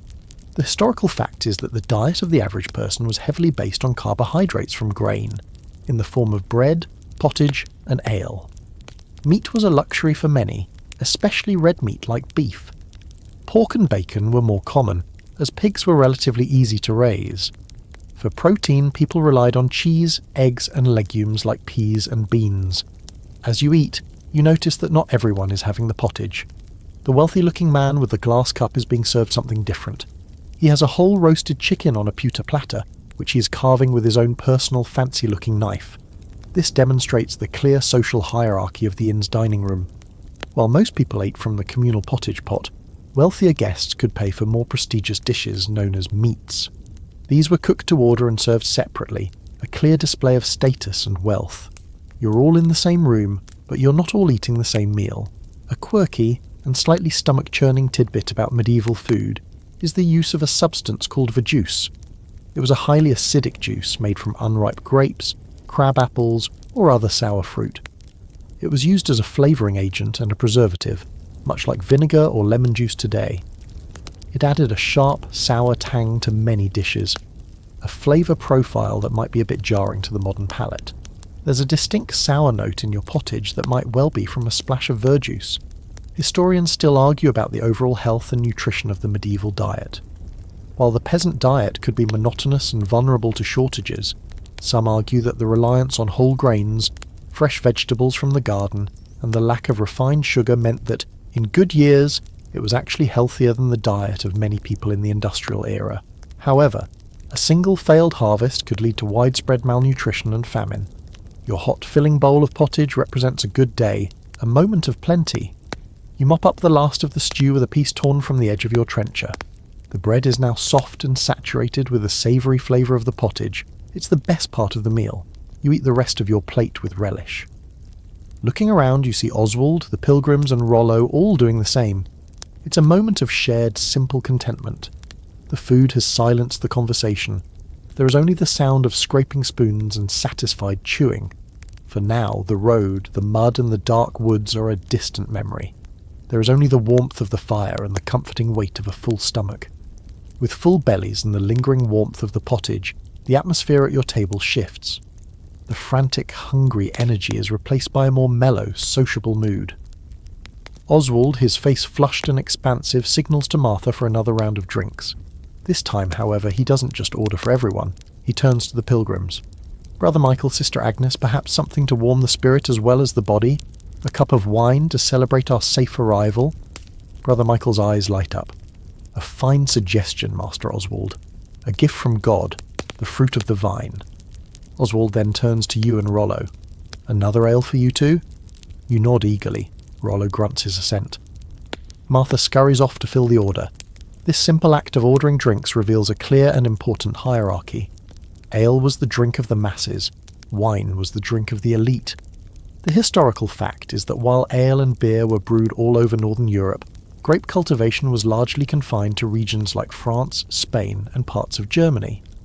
This made wine a prestigious imported product in a country like England. It was the drink of the nobility, the wealthy merchant class and the upper clergy. A lord would serve wine to his honoured guests. A common labourer might live his entire life without ever tasting it. For Oswald to offer wine to the pilgrims is a sign of respect, and a way of showing his own elevated status. For him to offer ale to you and Rollo is perfectly normal. It's your expected drink. Martha returns with the new round.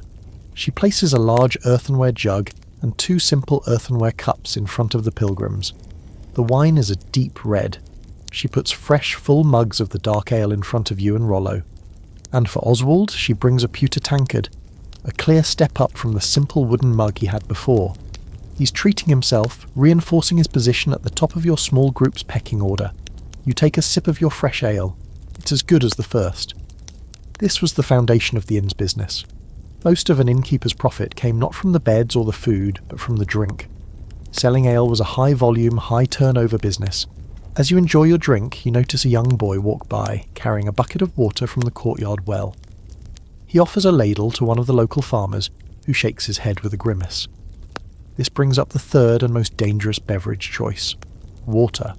While people in the Middle Ages weren't stupid, they knew that clear, running spring water was safe. The water available in a crowded town was often a death sentence. Public wells could be contaminated by nearby cesspits, and rivers were often used as open sewers. Drinking urban water was a massive gamble. This is why ale and small beer, a weaker, lower alcohol version, were so vital. The brewing process, which involved boiling the water, killed most of the dangerous pathogens. It was hydration you could trust. Brother Michael pours a cup of wine for himself and one for Sister Agnes. "To our journey," he says, raising his cup. Oswald raises his new tankard. You and Rollo raise your mugs. It's a moment of camaraderie, a temporary bond forged on the road and sealed with alcohol. A quirky tidbit about medieval drinks is the existence of many other, stranger beverages. You had mead, the fermented honey wine often associated with an earlier, more Viking-esque era but still popular. There was cider, or perry made from pears, popular in apple-growing regions. But then you got into the weirder stuff. Posset was a drink of hot milk curdled with wine or ale, often sweetened and spiced, and used as a remedy for colds. There was even a drink called braggot, a hybrid of ale and mead fermented together. The range of what people would ferment and drink was truly impressive. But the real money, and the real danger for the consumer, was in the adulteration of drinks. Historians still argue about how common it was, but there are many contemporary accounts of unscrupulous sellers trying to cheat their customers. Innkeepers might be tempted to water down their ale or wine to stretch their profits. Old sour wine might be revitalised with spices or, more dangerously, with lead-based powders to sweeten it, a practice that led to slow, agonising poisoning. This is why Thomas the innkeeper's boast about the ale connor's approval was so important. It was a guarantee of quality and safety.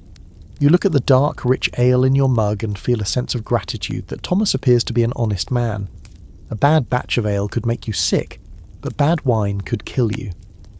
You watch as a group at another table, clearly out of coin, are served flagons of a much paler, thinner-looking ale. This is likely the small beer or the second or third runnings from the mash. It was cheap, low in alcohol, and served to servants or those who couldn't afford the good stuff. The Leaky Flagon, like any good business, has a tiered product line. There's a drink for every purse, from the finest imported wine down to the weakest, cheapest ale. And at the very bottom of the ladder is the free but treacherous water from the well. You look at your own mug of best ale with a newfound appreciation. In this world, what you drink is a clear statement of who you are and what you can afford. As the evening deepens and the common room becomes even more crowded, a new figure enters the inn. He doesn't come in loudly like a merchant or cautiously like a traveller. He slips through the door with a quiet confidence, carrying a large cloth-wrapped object on his back. He's a man of indeterminate age, with a wiry frame and a face full of laugh lines. His clothes are well-travelled, but not ragged, and he moves with the easy grace of someone who is welcome everywhere and belongs nowhere. This is the minstrel. He nods to Thomas the innkeeper, a familiar greeting between two people who know each other's business. Thomas nods back and gestures towards a small, slightly raised platform in the corner of the room, which up until now has been unoccupied. The minstrel makes his way there, and a ripple of anticipation goes through the room. The general din of conversation softens slightly as people turn their heads to watch him. The evening's entertainment has arrived. The minstrel climbs onto the platform, unwraps his instrument and reveals a lute. It's a beautiful instrument, its wooden body polished to a warm glow by years of handling. He doesn't begin to play immediately. He takes a moment to tune the strings, a process that seems to tune the audience as well, drawing their attention, making them wait. He has the quiet charisma of a seasoned performer. These wandering entertainers were a vital part of medieval life. In an age before mass media, they were the bearers of news, stories and culture. A minstrel, or troubadour, travelled from castle to town, from fair to inn, carrying a repertoire of songs, epic poems and local gossip. They were the living, breathing repositories of popular culture. Finally satisfied with his tuning, the minstrel strums a chord. The sound, clear and bright, cuts through the remaining chatter. He begins to sing. His voice isn't powerful, but it's clear and expressive, and he knows how to tell a story. He starts with a familiar ballad, a tale of a brave knight and a fair lady. It's a story everyone knows, a comfortable and well-loved classic. The local men at the next table start tapping their feet in time with the music. Even Rollo, the stoic guard, seems to be listening, his expression a fraction less grim. After the ballad, he switches gears. He launches into a comical song about a greedy miller who gets his comeuppance from a clever peasant. This gets a huge reaction. The common folk in the room roar with laughter, cheering at the verses where the peasant outwits the miller. Millers, like toll collectors, were often seen as figures of local corruption, cheating their customers by taking too much of their grain as payment for milling. The song is a form of social commentary, a way for the common people to laugh at the figures of authority who often exploited them. It's a safe, socially sanctioned way to complain. Who's going to get mad at a silly song? It's genius, really. Next, the minstrel plays an instrumental piece, a lively, danceable tune. A couple near the fire, fueled by ale and good spirits, actually get up and begin a clumsy but joyful dance. The room is filled with clapping and cheering. The minstrel has transformed the space. It's no longer just a room full of strangers eating and drinking. It's a shared experience, a temporary community brought together by music. The historical fact is that music was ubiquitous in the Middle Ages, far more so than we might imagine. It was present in church, at festivals, in the fields to pace the work, and here in the inn. Minstrels ranged from highly respected court musicians who composed their own epic poems to simple street performers. They were the rock stars of their day, with popular songs spreading across the continent, carried from one minstrel to another. A quirky tidbit is that these entertainers often had to be jacks of all trades. A minstrel might not just sing and play the lute. He might also be a juggler, an acrobat, a storyteller, a magician, or even a fire-eater. The more skills you had, the more likely you were to earn your supper and a few coins. They were the original variety act. Historians still argue about the social status of these performers. Were they respected artists, or were they viewed as little better than vagabonds and beggars? The answer is probably both, depending on the individual. A famous troubadour might be welcomed into the highest courts of Europe, while a less talented street musician might be chased out of town. This particular minstrel, with his quality instrument and confident air, seems to be on the more respected end of the spectrum. After his dance tune, he pauses. He takes a long drink from a mug of ale that Martha has placed on the edge of the platform for him. Then, he begins his final piece of the set. This time, it's a chanson de geste, a song of great deeds. He sings of a famous battle, his voice rising and falling with the drama of the story, describing the clash of swords, the bravery of the heroes, and the tragedy of the fallen. He's not just singing a song, he's recounting history, or at least a romanticised, legendary version of it. For many of the people in this room, this is how they learn about the great events of the past. It's history as entertainment, and it's completely captivating. As the final notes of the song fade away, the room erupts in applause. The minstrel takes a modest bow. He doesn't pass a hat. Instead, Thomas the innkeeper walks over and discreetly drops a few coins into his hand. The innkeeper pays him directly because a happy, entertained crowd drinks more ale. It's a good business investment. A few of the wealthier patrons, like the man with the fur cloak, also toss a coin onto the stage. Oswald, feeling generous after his wine, sends the young boy over with a penny for the performer. The minstrel nods his thanks, picks up his lute, and melts back into the crowd, his work for the moment done. The common room is still buzzing from the performance. The shared experience has broken down some of the barriers between the different groups of strangers. You find yourself smiling. The music has lifted your spirits, a reminder that even in a harsh and difficult world there is still room for art, for stories, and for a good song. As the energy from the minstrel's performance begins to subside, the common room settles back into its familiar rhythm of conversation and drinking. However, in a shadowed corner of the room, far from the warmth of the main hearth, a different kind of entertainment is unfolding, one that is quieter, more intense, and far more dangerous. A small group of men are huddled around a low, rickety table, their bodies shielding their activity from the casual observer. The only light comes from a single sputtering tallow candle on the table, which casts their faces in sharp, dramatic relief. They are playing dice. Your companion, Rollo the man-at-arms, subtly jerks his head in their direction. "Don't stare," he mutters into his ale, "but see that? Trouble waiting to happen." He's seen this scene 1,000 times. He knows how it ends. The men are a motley crew. 2 appear to be local labourers, their faces grim with concentration. Another is a swaggering, overconfident squire from a visiting knight's retinue. The 4th, and the one who seems to be winning, is a man you haven't seen before. He's thin and wiry, with quick, darting eyes and long, nimble fingers. He doesn't look like a local, and he doesn't look like a traveller. He has the restless, predatory air of a professional gambler. They are playing a game of hazard, by far the most popular and notorious dice game of the Middle Ages. Its rules are complex, involving a caster who throws the dice and other players betting on the outcome. But the essence is simple. It's fast, the stakes can escalate quickly, and it's ruinously addictive. The clatter of the 2 small polished bone dice on the wooden table is the only sound from their corner, a sharp counterpoint to the general hum of the room. You watch out of the corner of your eye as the gambler throws the dice. There's a groan from one of the labourers and a quiet curse from the squire. The gambler smiles a thin reptilian smile and sweeps a small pile of coins towards himself. It's a messy little pile of pennies, half pennies, and maybe even a silver groat or 2. It represents days, perhaps even weeks of wages for the men who just lost it. Gambling was a pervasive and problematic part of medieval society. The church condemned it vehemently, seeing it as a sin that encouraged avarice, blasphemy. Players often cursed God or the saints when they lost, and led to quarrels and violence. Kings and lords passed laws against it, especially among the common soldiers, as it was believed to undermine discipline. The historical fact is that despite all this condemnation, gambling was rampant. People gambled in taverns, in army camps, on street corners, anywhere they could find a flat surface and a fellow risk-taker. The dice themselves are interesting objects.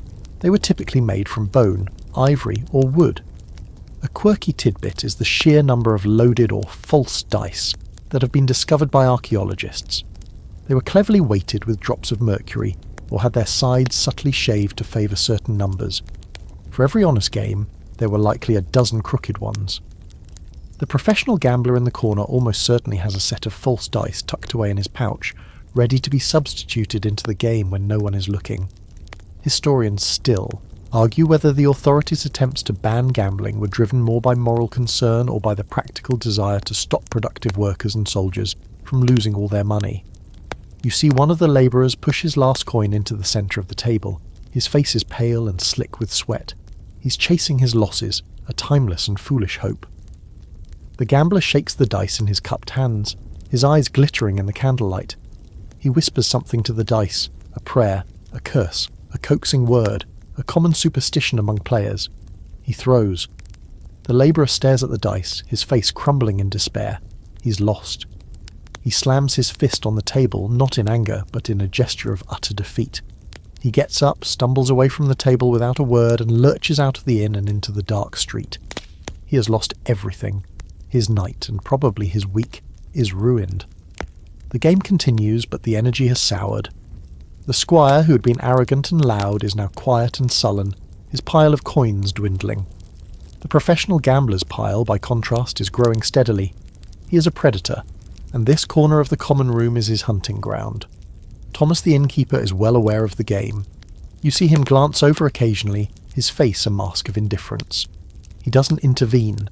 As long as the game doesn't erupt into a brawl that smashes his furniture, he seems content to let it be.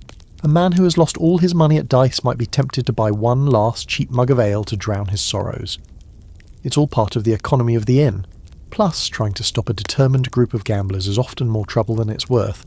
It's a classic case of not my problem until it is. Rollo shakes his head slowly.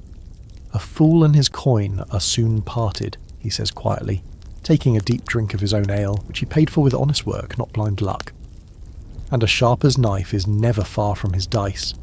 It's a stark reminder of the darker undercurrents flowing beneath the seemingly jovial surface of the inn. While the minstrel offered shared joy and community, this quiet game in the corner is about solitary risk, greed, and the potential for sudden, bitter ruin. It's another, more dangerous side of the night's entertainment, with the dice game providing a low-level thrum of tension in the corner and the minstrel taking a well-deserved break.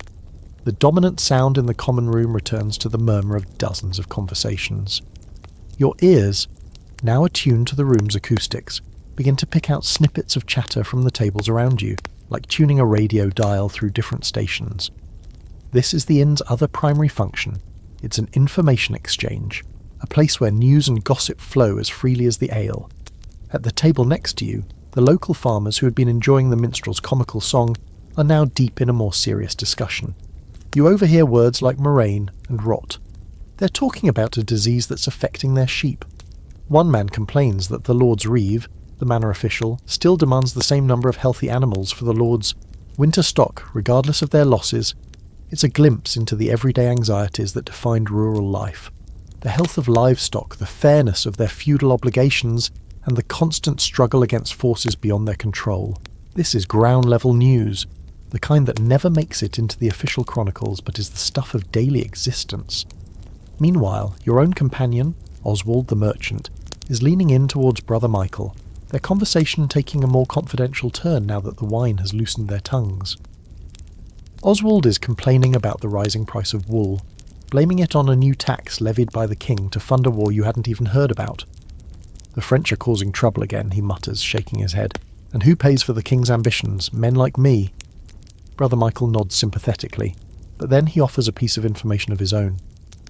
We heard from a pilgrim in the last town, he says, his voice dropping lower, that the king's tax collectors are on this very road. They say Sir Reginald Fitzwilliam is leading them, and he is not a man known for his leniency. Oswald's face pales slightly. This is valuable, actionable intelligence. It might influence the route he takes on his return journey. This is how information travelled, not through newspapers or official broadcasts, but through a human chain of pilgrims, merchants, and minstrels. The historical fact is that this oral network was surprisingly efficient, if not always accurate. News of a king's death or a major battle could cross a kingdom in a matter of weeks, passed from traveller to traveller at places just like this inn. You continue to listen, letting the currents of information wash over you. The two men who'd been talking business earlier are now arguing about the quality of Flemish cloth versus local weave. Behind you, you hear a woman's voice, sharp with indignation. She's telling a friend how the baker's wife accused her of having an affair with the blacksmith. It's local gossip, pure and simple, the lifeblood of any small community. In a world with no other form of mass entertainment, the lives of one's neighbours were a constant source of drama and speculation. A quirky tidbit about medieval communication is the role of the town crier. This official would walk through the streets, ringing a bell to get attention, and then shout out important proclamations, new laws, or official news. But he only broadcast the official line. The inn was where the unofficial news, the commentary, the gossip, and the rumours were really dissected and spread. It was the public forum, the op-ed page, and the tabloid all in one. Suddenly a man stumbles into the inn, breathless and wide-eyed. He's a traveller by the dust on his cloak, and he looks terrified. He gasps for an ale, and once he has it, begins to speak in a loud, panicked voice that captures the attention of the entire room. "The woods," he pants, 3 miles back." A merchant's wagon overturned. The merchant's gone. Just blood on the road. A hush falls over the common room. This is the kind of news that electrifies a place like this. It's a direct confirmation of everyone's deepest fears about the dangers of the road. You exchange a look with your companions. That could have been you. You think of the dead deer you saw, the sense of being watched. The story validates your fear completely. instantly, the speculation begins. Was it the infamous gang led by Black John? Was it desperate peasants? Was it a rival merchant trying to eliminate competition? Historians still argue about the true nature of medieval banditry. Was it organised crime, or was it more often opportunistic violence carried out by those on the brink of starvation? The stories told in the inn, like this one, almost always favoured the more dramatic, organised gang narrative. It made for a better, more terrifying tale. Rollo listens to the man's story with a professional scepticism. He leans over to you and murmurs, he saw no bodies. He saw an overturned wagon. Could have been an accident. The blood could be spilled wine. Rollo understands how fear can embellish a story, how a simple accident can become a gruesome massacre in the retelling. He's a reminder that this oral news network was not only a source of information, but also of misinformation, rumour, and hysteria. The story of the ambushed wagon will be the talk of the inn for the rest of the night. Tomorrow, every traveller leaving Northgate will have heard it. They will be more cautious, more fearful. The story will travel with them, changing and growing with each retelling, becoming part of the mythology of the road. You sit back, nursing your ale, feeling the strange mix of fear and relief. You've made it. You're a passive recipient of the news, not its subject. And in this moment, you understand the inn not just as a place of rest, but as a living, breathing node of communication, pulsing with the stories, anxieties, and rumours of the world beyond its walls. As the night wears on and the ale flows, the respectable face of the Leaky Flagon begins to slip a little, revealing a shadier, more complex side to the inn's operations. Not all the business conducted here is as straightforward as selling beds and beer. The inn, by its very nature as a crossroads for strangers, is a natural hub for activities that thrive in the margins of society, away from the direct scrutiny of the law. You notice it first in a quiet transaction happening near the kitchen door. A man you recognise as one of the ostlers from the courtyard slips a small, cloth-wrapped bundle to one of the local farmers who had been complaining about his sheep earlier. The farmer passes a few coins back. The exchange is quick, furtive, and silent. It's almost certainly a bit of black market dealing. The bundle could contain anything. Perhaps it's poached meat from the Lord's forest, or maybe some tools found on a passing wagon. The inn staff, with their access to the stables and travellers' goods, are perfectly positioned to facilitate a little light thievery. Then your attention is drawn back to the dice players. The squire, having lost all his money, is now trying to wager his silver-chased dagger. The professional gambler examines it with a connoisseur's eye, testing its weight and balance. This is a dangerous step. A man losing his money is one thing. A man losing his weapon and his pride is a prime candidate for starting a violent brawl. Thomas the innkeeper notices this development too. He ambles over, not with aggression, but with a quiet authority. He says a few low words to the squire, places a calming hand on his shoulder, and then firmly indicates that the game is over for the night. He's not acting as a moral arbiter. He's a risk manager. A bloody fight is bad for business. This is the innkeeper's constant balancing act. To maintain a successful inn, you needed to attract a wide range of customers, and that included those operating in the grey areas of the law. A historical fact is that many innkeepers were known to act as fences, people who would buy stolen goods from thieves and sell them on to less scrupulous merchants. It was a risky but profitable sideline. The inn provided the perfect cover for such activities, a place where goods and people were in constant flux. Now your gaze falls on Sister Agnes, the female pilgrim.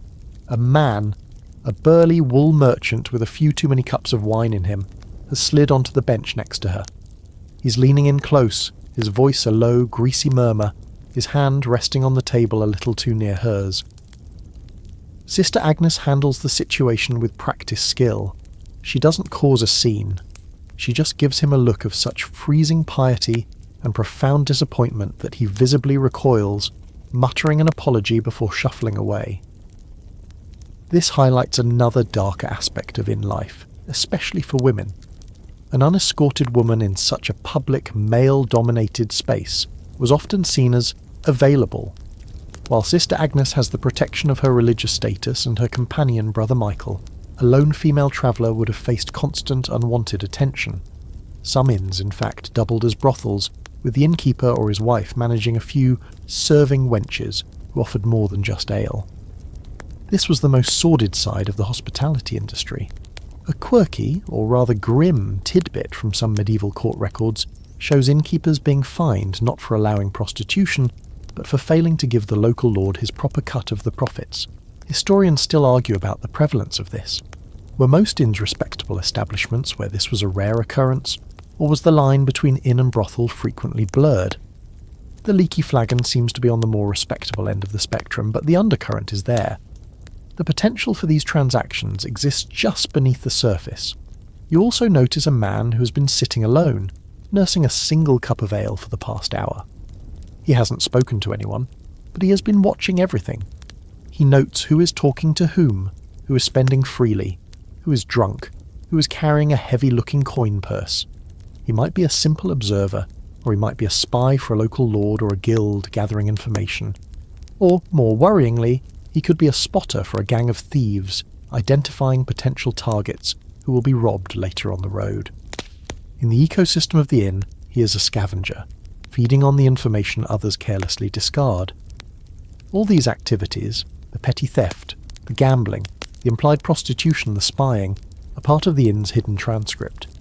They are the shadier services and opportunities that exist alongside the legitimate business of food and lodging. Thomas the innkeeper likely tolerates, or even profits from some of them, as long as they don't threaten the overall peace and profitability of his establishment. He is the ringmaster of a multi-ring circus, and not all the acts are family-friendly. It's a sobering realization. The sanctuary you felt upon entering the inn is not as complete as you first thought. The dangers of the outside world, theft, violence, exploitation, are not locked outside the gates. They are right here, in the common room with you, just quieter, more subtle, and cloaked in the guise of hospitality. Just as the night seems to be settling into a rhythm of drunken chatter and shady dealings, the heavy front door of the inn creaks open, with a sudden, authoritative slam. The cold night air rushes in, momentarily clearing the smoky haze. Framed in the doorway are 4 men. Their leader, a stout, grim-faced man holding a lantern, steps inside. He and his companions are wearing the same livery as the gate guards and are armed with cudgels and short swords. This is the town watch, making their nightly rounds. An immediate chill, and not just from the open door, falls over the common room. The loud conversations die down to whispers. The gamblers hastily scoop their remaining coins off the table. The burly merchant who was bothering Sister Agnes suddenly seems very sober, sitting up straight and trying to look respectable. The arrival of the law, such as it is, changes the entire atmosphere of the room. The leader of the watch is the constable, a local man of some standing, probably a master craftsman or merchant doing his civic duty. "Curfew bell has rung," he announces, his voice booming through the now quiet room. "By order of the alderman, the doors are to be barred. No one is to be on the streets until morning prayers." This was the curfew, a crucial part of maintaining order in a medieval town. The word itself comes from the old French couvre-feu, meaning cover fire. It was originally a signal for everyone to damp down their hearths for the night to prevent fires, but it evolved into a general order to clear the streets. A city at night, with its unlit winding alleys, was a dangerous place, and the curfew was an attempt to contain that danger. The constable's eyes sweep the room, taking in every face. He's not just here to announce the time, he's here to enforce the peace. His gaze lingers on the table of gamblers, then on Rollo with his sword, and then on the general state of the room. The watch was the primary law enforcement body within a town's walls. They weren't a professional police force in the modern sense. They were citizens, often serving on a rotational basis, tasked with patrolling the streets, responding to disturbances, and detaining troublemakers until they could be brought before a magistrate in the morning. Thomas the innkeeper, who had been tallying accounts on a slate behind the bar, comes forward to greet the constable. There's a professional courtesy between them. "Constable Giles," Thomas says with a nod. "A quiet night. All is well here." Constable Giles grunts, not entirely convinced. "So it seems, Thomas. But you've a full house tonight. Lots of strange faces." His eyes flick towards your group. "See that you keep it quiet. We had a brawl down at the Gilded Boar last night. 2 men in the lockup and a broken table. I don't want a repeat of that here." This interaction is a perfect example of the relationship between private business and public order. Thomas is responsible for what happens under his roof. If things get out of hand, the watch will intervene, and he could face fines or even the temporary closure of his inn. It's in his best interest to keep a lid on things. A quirky tidbit about the town watch is their reputation. While they were essential for maintaining order, they were often mocked in popular stories and plays. They were frequently depicted as being old, incompetent, easily bribed, or more interested in getting a free drink than in catching criminals. Think of Shakespeare's Dogberry and the Watch in Much Ado About Nothing, bumbling comical figures. While Constable Giles seems competent enough, the stereotype existed for a reason. The historical fact is that justice in the Middle Ages was a very public and often brutal affair. The Watch would drag any offenders to the town's lockup, a cold, filthy cell for the night. In the morning, they would be brought before the mayor or a magistrate in the town court. Punishments were designed to be a public deterrent. For minor offences like public drunkenness or breaking curfew, you might get a fine or a day in the stocks, where you'd be pelted with garbage and insults by your neighbours. For theft, you could be whipped, branded, or even hanged, depending on the value of what was stolen. The threat of the Watch was backed up by some very serious consequences. As the constable and his men begin to make a slow circuit of the room, peering into the dark corners, you see the professional gambler subtly palm his loaded dice, making them disappear into a hidden pocket. The man who was acting as a fence near the kitchen suddenly becomes very interested in his ale. Everyone is on their best behaviour. Historians still argue how effective this system of citizen policing truly was. Did it genuinely deter crime, or did it just push it into the shadows and punish the unlucky few who got caught? The watchmen complete their tour of the room. Seeing nothing overtly illegal or violent, Constable Giles seems satisfied. He turns to Thomas. "Bar your door, Thomas, and keep your guests in their beds, not in their cups." "Of course, Constable. A peaceful night to you." With a final warning glance at the room, the constable and his men turn and leave, shutting the door behind them with a solid thud. You hear the heavy sound of a wooden bar being dropped into place on the outside. The Leaky Flagon is now sealed for the night. You're locked in with this collection of saints, sinners, merchants, and gamblers until dawn. The visit from the Watch has served as a powerful reminder. The inn may be the innkeeper's kingdom, but it exists within the larger jurisdiction of the town, and its laws, however imperfectly enforced, still hold sway.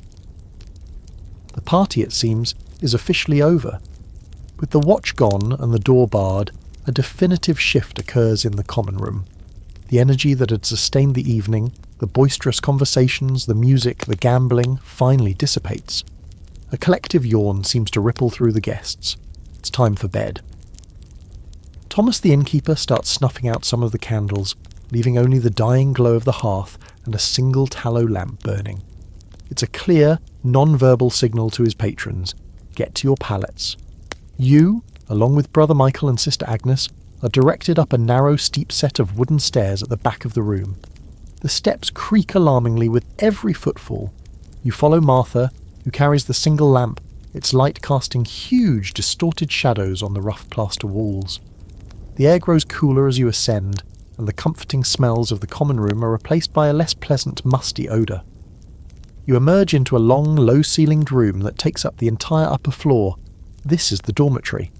The roof slopes down sharply on both sides, and the only light comes from Martha's lamp and the faint moonlight filtering through a couple of small, grimy windows at either end. The space is filled with about a dozen low wooden bedsteads and simple straw-stuffed pallets laid directly on the floorboards. Most are already occupied by sleeping, snoring forms, cocooned in rough-looking blankets. Martha points you towards 3 empty pallets in the middle of the room. "These are yours," she whispers, mindful of the other sleepers. She places the lamp on a small overturned crate that serves as a communal table, and then, with a quick nod, turns and disappears back down the stairs, taking the only source of significant light with her. You're left in the near darkness, with only the silvered moonlight to see by. This is the reality of medieval travel for the 99%. The concept of personal privacy, as we understand it, simply did not exist. Sleeping was a communal activity. The historical fact is that even in noble households, it was common for attendants and servants to sleep in the same room as their lord and lady, often on simple trundle beds at the foot of the master bed. The idea of a private bedroom as a personal sanctuary is a much later development. You look at your assigned pallet. It's a coarse canvas sack about 6 feet long, visibly stuffed with straw. A single, thin, scratchy-looking woolen blanket is folded on top of it. This is your bed for the night. You can only hope the straw is relatively fresh and not already home to a thriving ecosystem of fleas and other biting insects. You begin your preparations for bed, which are minimal. You don't have pyjamas. You'll sleep in your undertunic or chemise, the long linen shirt you wear beneath your outer clothes. It's what everyone did. You pull off your heavy, mud-caked boots and your damp woolen hose, laying them carefully beside your pallet in the hopes they might dry a little by morning. You then take off your outer tunic and your cloak, folding them as neatly as you can to use as a pillow. The folded cloth will be lumpy and uncomfortable, but it's better than nothing. The most important part of your bedtime ritual is securing your valuables. You have a small leather coin purse and the knife at your belt. To leave them lying around would be an open invitation to the room's more light-fingered occupants. You've seen some of the people you're sharing a room with down in the common room, and you wouldn't trust them as far as you could throw them. The solution is simple. You sleep with them. You loosen your belt, wrap it around your folded clothes pillow, making sure the pouch and the sheathed knife are tucked securely underneath where your head will be. It's not foolproof, but it's the best you can do. It's a bit like using a tiny, lumpy medieval safe. A very, very bad safe. Brother Michael and Sister Agnes are doing the same beside you. Sister Agnes has found a corner near the wall, giving her a small illusion of privacy. She arranges her cloak like a curtain. It's a small gesture, but a significant one. Now comes the most awkward part, sharing a bed. The pallets are laid out side by side with very little space between them. To your left is a large, hairy-chested man who is already snoring like a congested bear. To your right is your new acquaintance, Brother Michael. You lie down on your pallet, the straw rustling and crackling beneath you. It's surprisingly lumpy and hard. You are shoulder to shoulder with strangers. You can feel the warmth radiating from the man next to you, and you can smell his faint, sour scent of stale sweat and ale. It's an intimate and deeply uncomfortable proximity. A quirky tidbit is the strict etiquette that sometimes governed bed sharing in inns. Some house rules dictated that you couldn't get into bed with your boots on, and that you had to lie still and not take up more than your allotted share of the blanket. Historians still argue whether these rules were widely followed, or were just wishful thinking on the part of innkeepers trying to prevent fights. Given the snoring behemoth next to you, you suspect the latter. You pull the thin, scratchy blanket up to your chin. It smells faintly of wood smoke and damp wool. You lie on your side, facing the wall, trying to create your own small bubble of personal space. You close your eyes, listening to the symphony of the dormitory. It's a deeply human, deeply unpleasant orchestra of snores, coughs, wheezes, and the occasional soft groan or muttered word from a dreaming sleeper. This is the reality of your 5-pence bed. No mint on the pillow, no turn-down service. Just a lumpy sack of straw, a smelly blanket, and the close, unwelcome company of a dozen strangers. You try to focus on the exhaustion in your bones, hoping it will be enough to overcome the discomfort and drag you into sleep. You drift in and out of a shallow, restless sleep. The exhaustion from your long day of walking wars with the sheer discomfort of your situation. The lumpy straw pallet seems to have a personal vendetta against your hip bones, and the folded-up cloak pillow keeps shifting, offering a new and excitingly awkward angle for your neck every 20 minutes. But it's not the physical discomfort that keeps pulling you back to the surface of consciousness, it's the noise. The dormitory is a living organism, and it is not a quiet one. The man next to you, the one you mentally nicknamed the congested bear, has moved on from simple snoring. He has now entered a new phase of his performance, a series of wet guttural snorts punctuated by long whistling inhales. It's a sound that suggests he's actively drowning in his own sinuses. You briefly consider rolling over and giving him a sharp jab with your elbow, but you decide against it. Waking a man that large in the middle of the night seems like a poor life choice. From across the room, another sleeper is a cougher. It's not a simple tickle in the throat. It's a deep, chest-rattling hack that echoes in the quiet of the room. It's a wet, productive-sounding cough that speaks of diseased lungs and a miserable prognosis. In an age before antibiotics, a persistent cough like that was often a death sentence. Each hacking fit makes you instinctively pull your blanket a little tighter, a futile gesture against the airborne particles of his illness.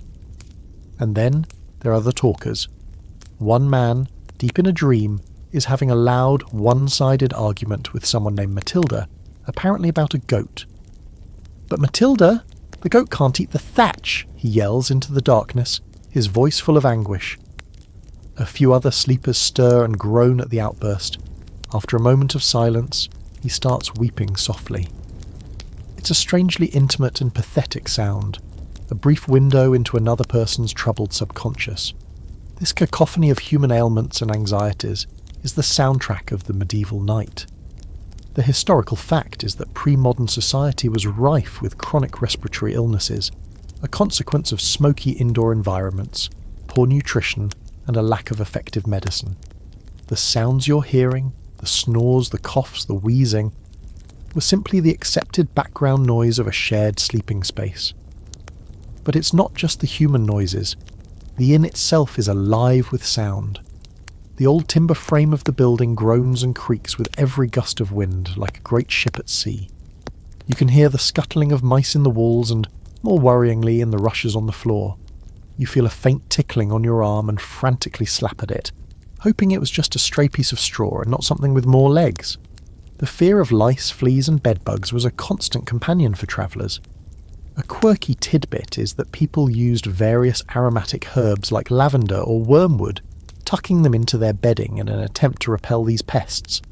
It probably didn't do much, but it at least made the louse-ridden straw smell a bit nicer. You shift your position for the 10th time, trying to find a comfortable spot. Your mind, too tired for deep sleep but too awake to ignore the distractions, starts to wander. You think about the different sleepers in the room. Who are they? Where are they from? What worries do they carry? The man with the cough, is he a farmer whose lungs are filled with dust, or a craftsman with a lung disease from his trade?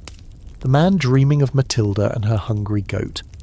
What drama is unfolding in his waking life? Historians still argue about how people in the Middle Ages perceived sleep itself. Was it simply a necessary biological function, or did they have a richer, more complex understanding of it? Dreams were often seen as deeply significant, potential messages from God, or temptations from the devil. The disturbed, fragmented sleep you're experiencing, interrupted by noises and discomfort, was likely the norm for most people. The modern ideal of a silent, dark room and 8 hours of uninterrupted sleep would have been an unimaginable luxury. Suddenly a new sound cuts through the symphony of snores. It's the high-pitched, distressed cry of a baby from somewhere downstairs. It's a thin, reedy wail that goes on and on. It's probably the innkeeper's child. The sound is deeply human and elicits a strange mix of annoyance and sympathy. You're annoyed at the noise, but you feel for the unseen parents trying to soothe their crying infant in the cold darkness.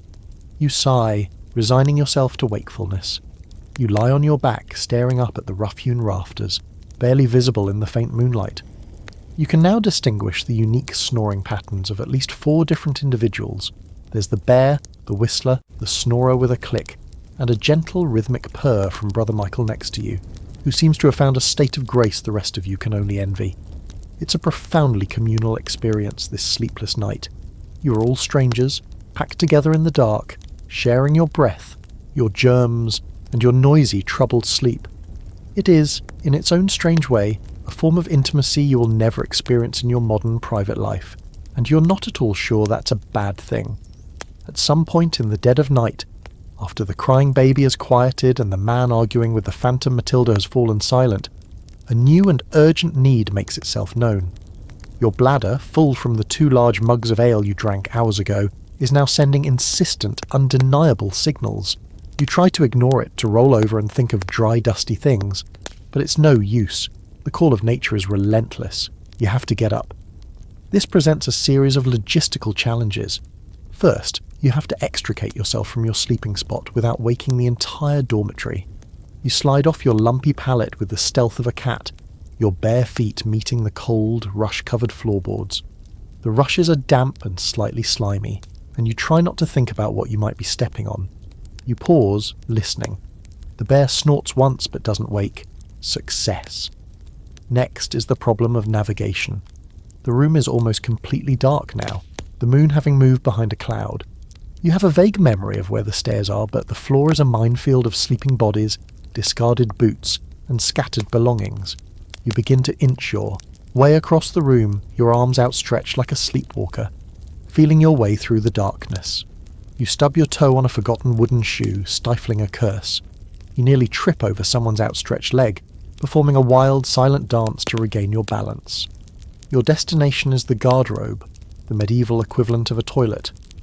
In a high-status building like a castle, a guardrobe was a small room with a stone or wooden seat that opened directly onto a chute, dropping waste down the outside of the wall into a moat or a cesspit below.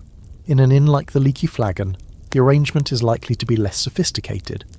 You find the top of the stairs and begin a treacherous descent. Each step groans in protest, sounding like a cannon shot in the stillness of the night.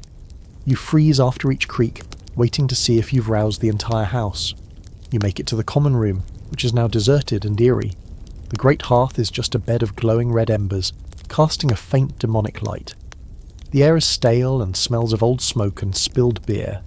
You remember seeing a small, narrow door at the very back of the inn, past the kitchens. You head towards it, your bare feet sticking to the grimy floor. You find the door and pull it open. A wave of cold, foul air hits you, confirming you're in the right place. You step outside into a tiny, walled-off yard at the back of the inn. And there it is. The guardrobe here is not a chute, but a small, rickety wooden shed built over a deep pit. This is the cesspit, the destination for all the inn's waste. The smell is overwhelming, a physical presence that makes your eyes water and your stomach churn. It is the concentrated stench of human existence, and it is horrifying. You hold your breath and venture into the small shed. Inside, there is simply a rough wooden plank with a hole cut in it, positioned over the abyss. This is it. No toilet paper, of course. That hasn't been invented. People used whatever was cheap and available. Leaves, moss, hay, or scraps of old cloth. You see a small pile of straw in the corner, which seems to be the designated tool for the job. You've never been less excited about an upcoming activity in your entire life. The historical fact is that sanitation was one of the biggest challenges of medieval urban life. While some towns had public latrines and regulations about waste disposal, they were often overwhelmed. Cesspits like this one had to be periodically emptied, a truly disgusting and dangerous job performed by workers known as gong farmers or nightmen.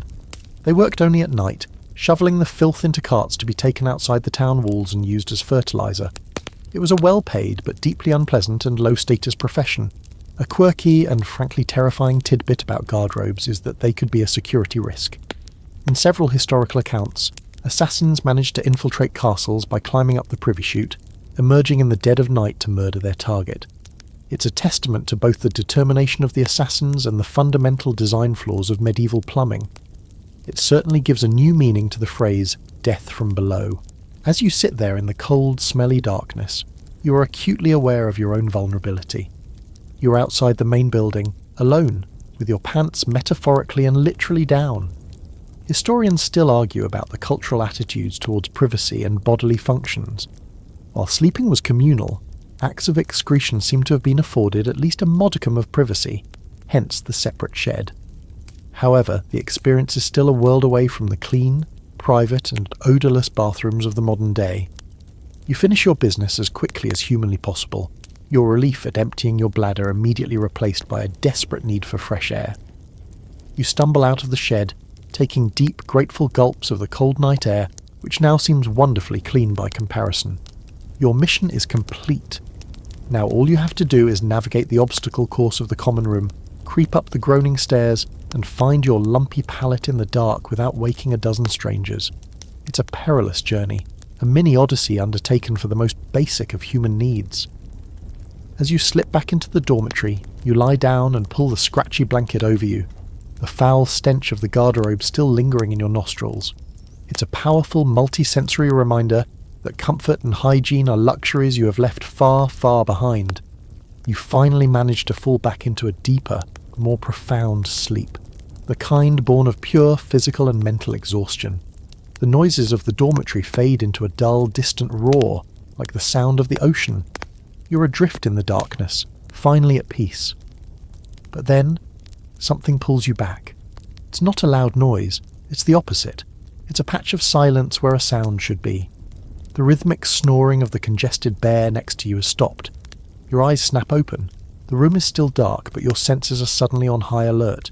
You lie perfectly still, straining to listen. You hear a soft shuffling sound, a rustle of cloth.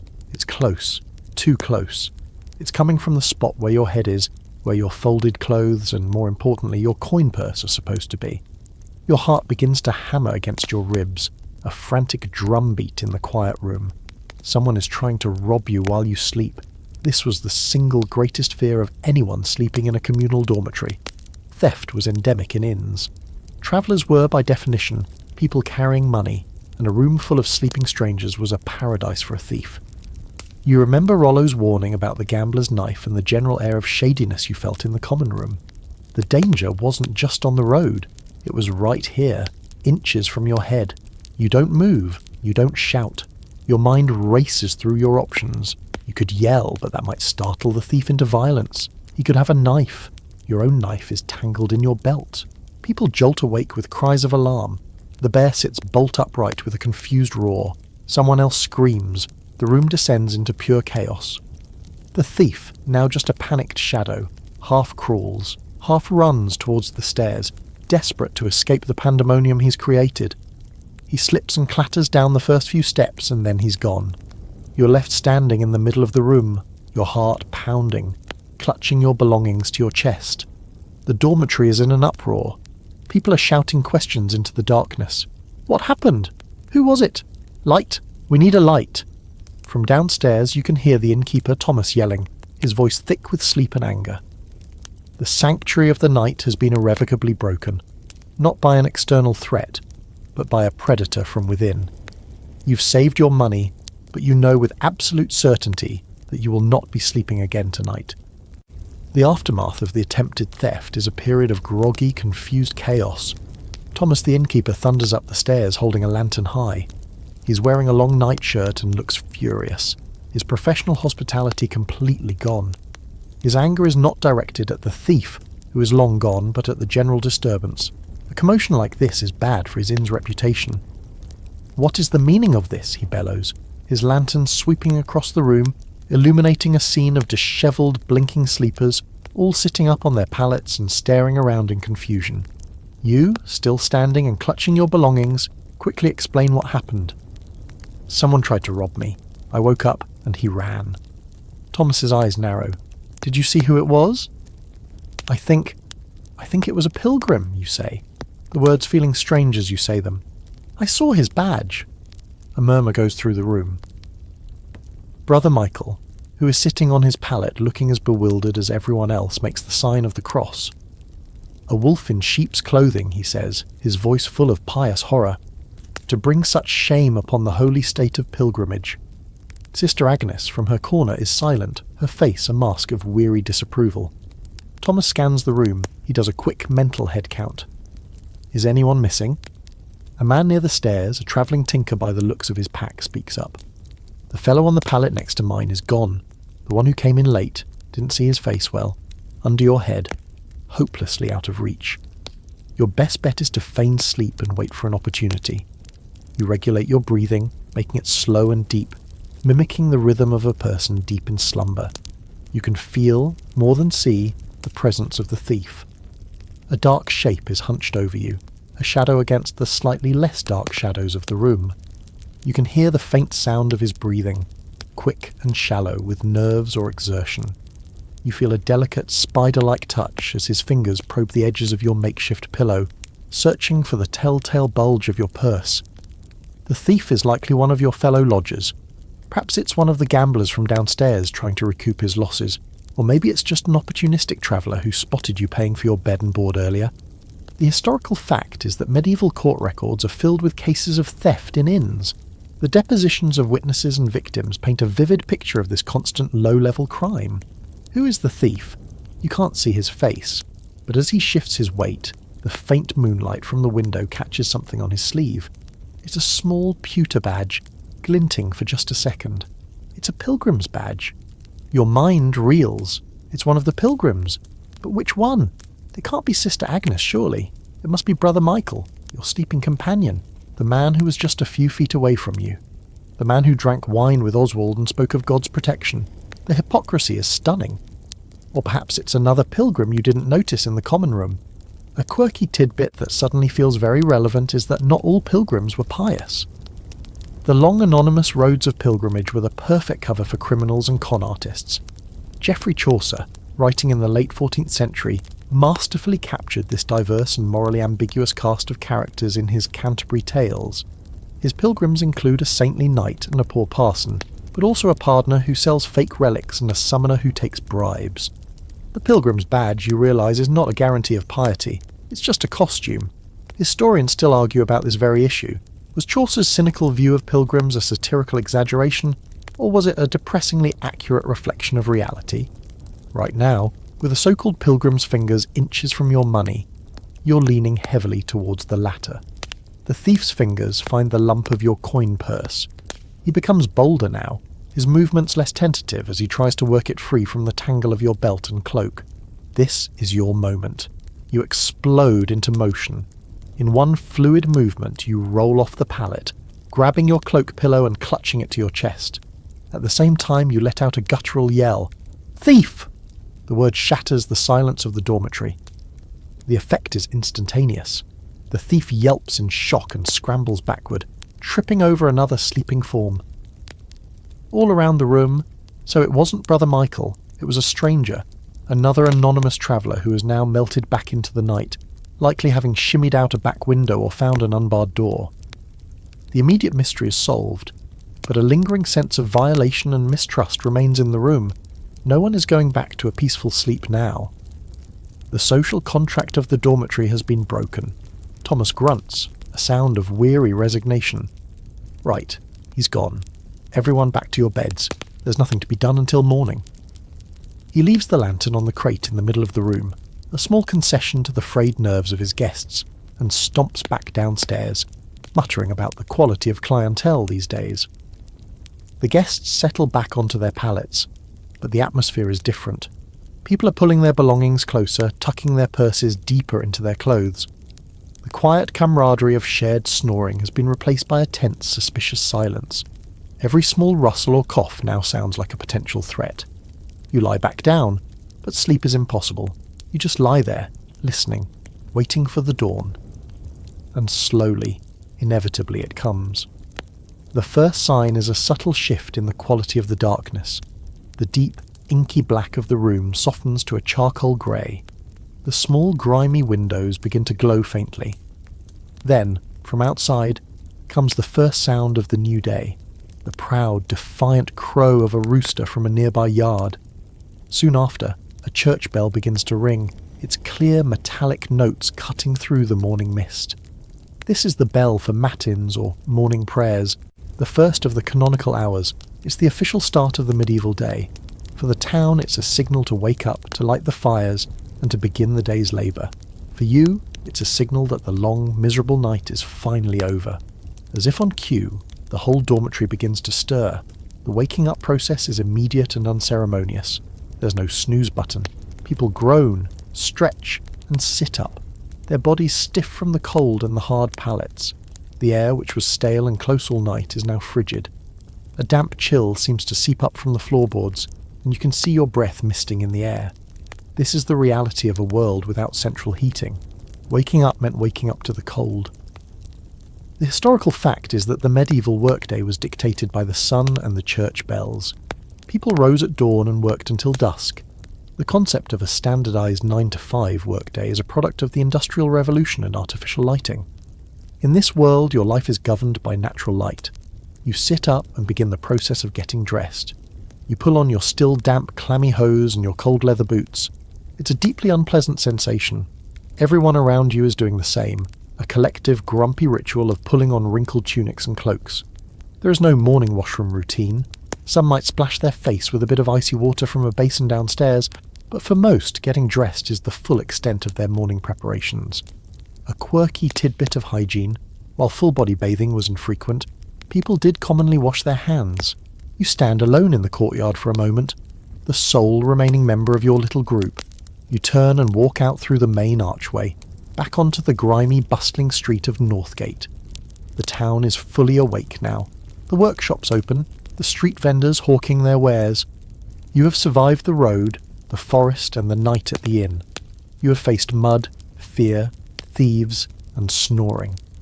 And now, a new day stretches before you, a new road to walk. You take a deep breath of the smoky, manure-tinged morning air and set off, just another anonymous traveller, ready to see what the next mile will bring. The road ahead is long, and the world you walk through is one of both stark reality and deep, resonant quiet. As you leave the noise of the town behind, the rhythmic tread of your own footsteps on the path becomes a kind of meditation, a steady beat in the vast silent landscape. The journey stretches on, not just for a day, but as the very fabric of existence, a continuous movement through a world that is at once harsh and beautiful, dangerous and full of an understated grace. The sun climbs higher, a pale disk in the sky, and you walk on, your thoughts drifting with the slow-moving clouds above. The anxieties of the inn, the fear in the forest, they begin to fade, smoothed over by the simple, repetitive motion of walking, becoming just another part of the story you carry with you.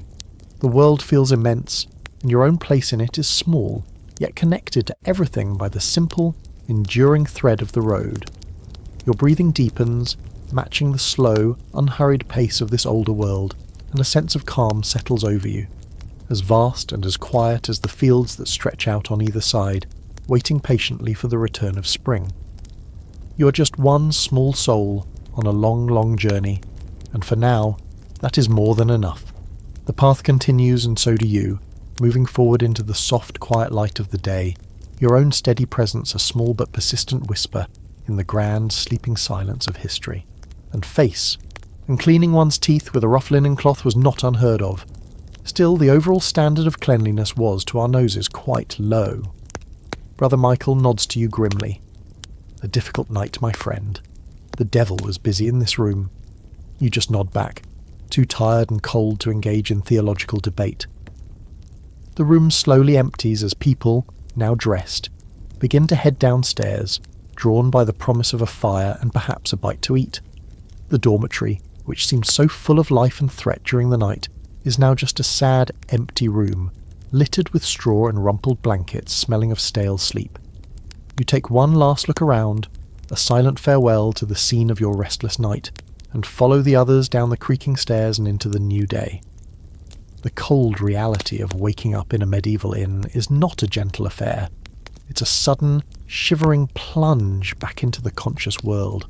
You descend the stairs into the common room to find it already bustling with the morning's activity. The fire in the hearth has been built back up into a cheerful blaze, and the warmth is a welcome relief after the chill of the dormitory. The room is filled with the guests from last night, all looking a bit rumpled and sleep-deprived, but focused on the next stage of the daily routine, breaking their fast and settling their bills. There's no breakfast menu. Thomas or his wife simply hands out what's available.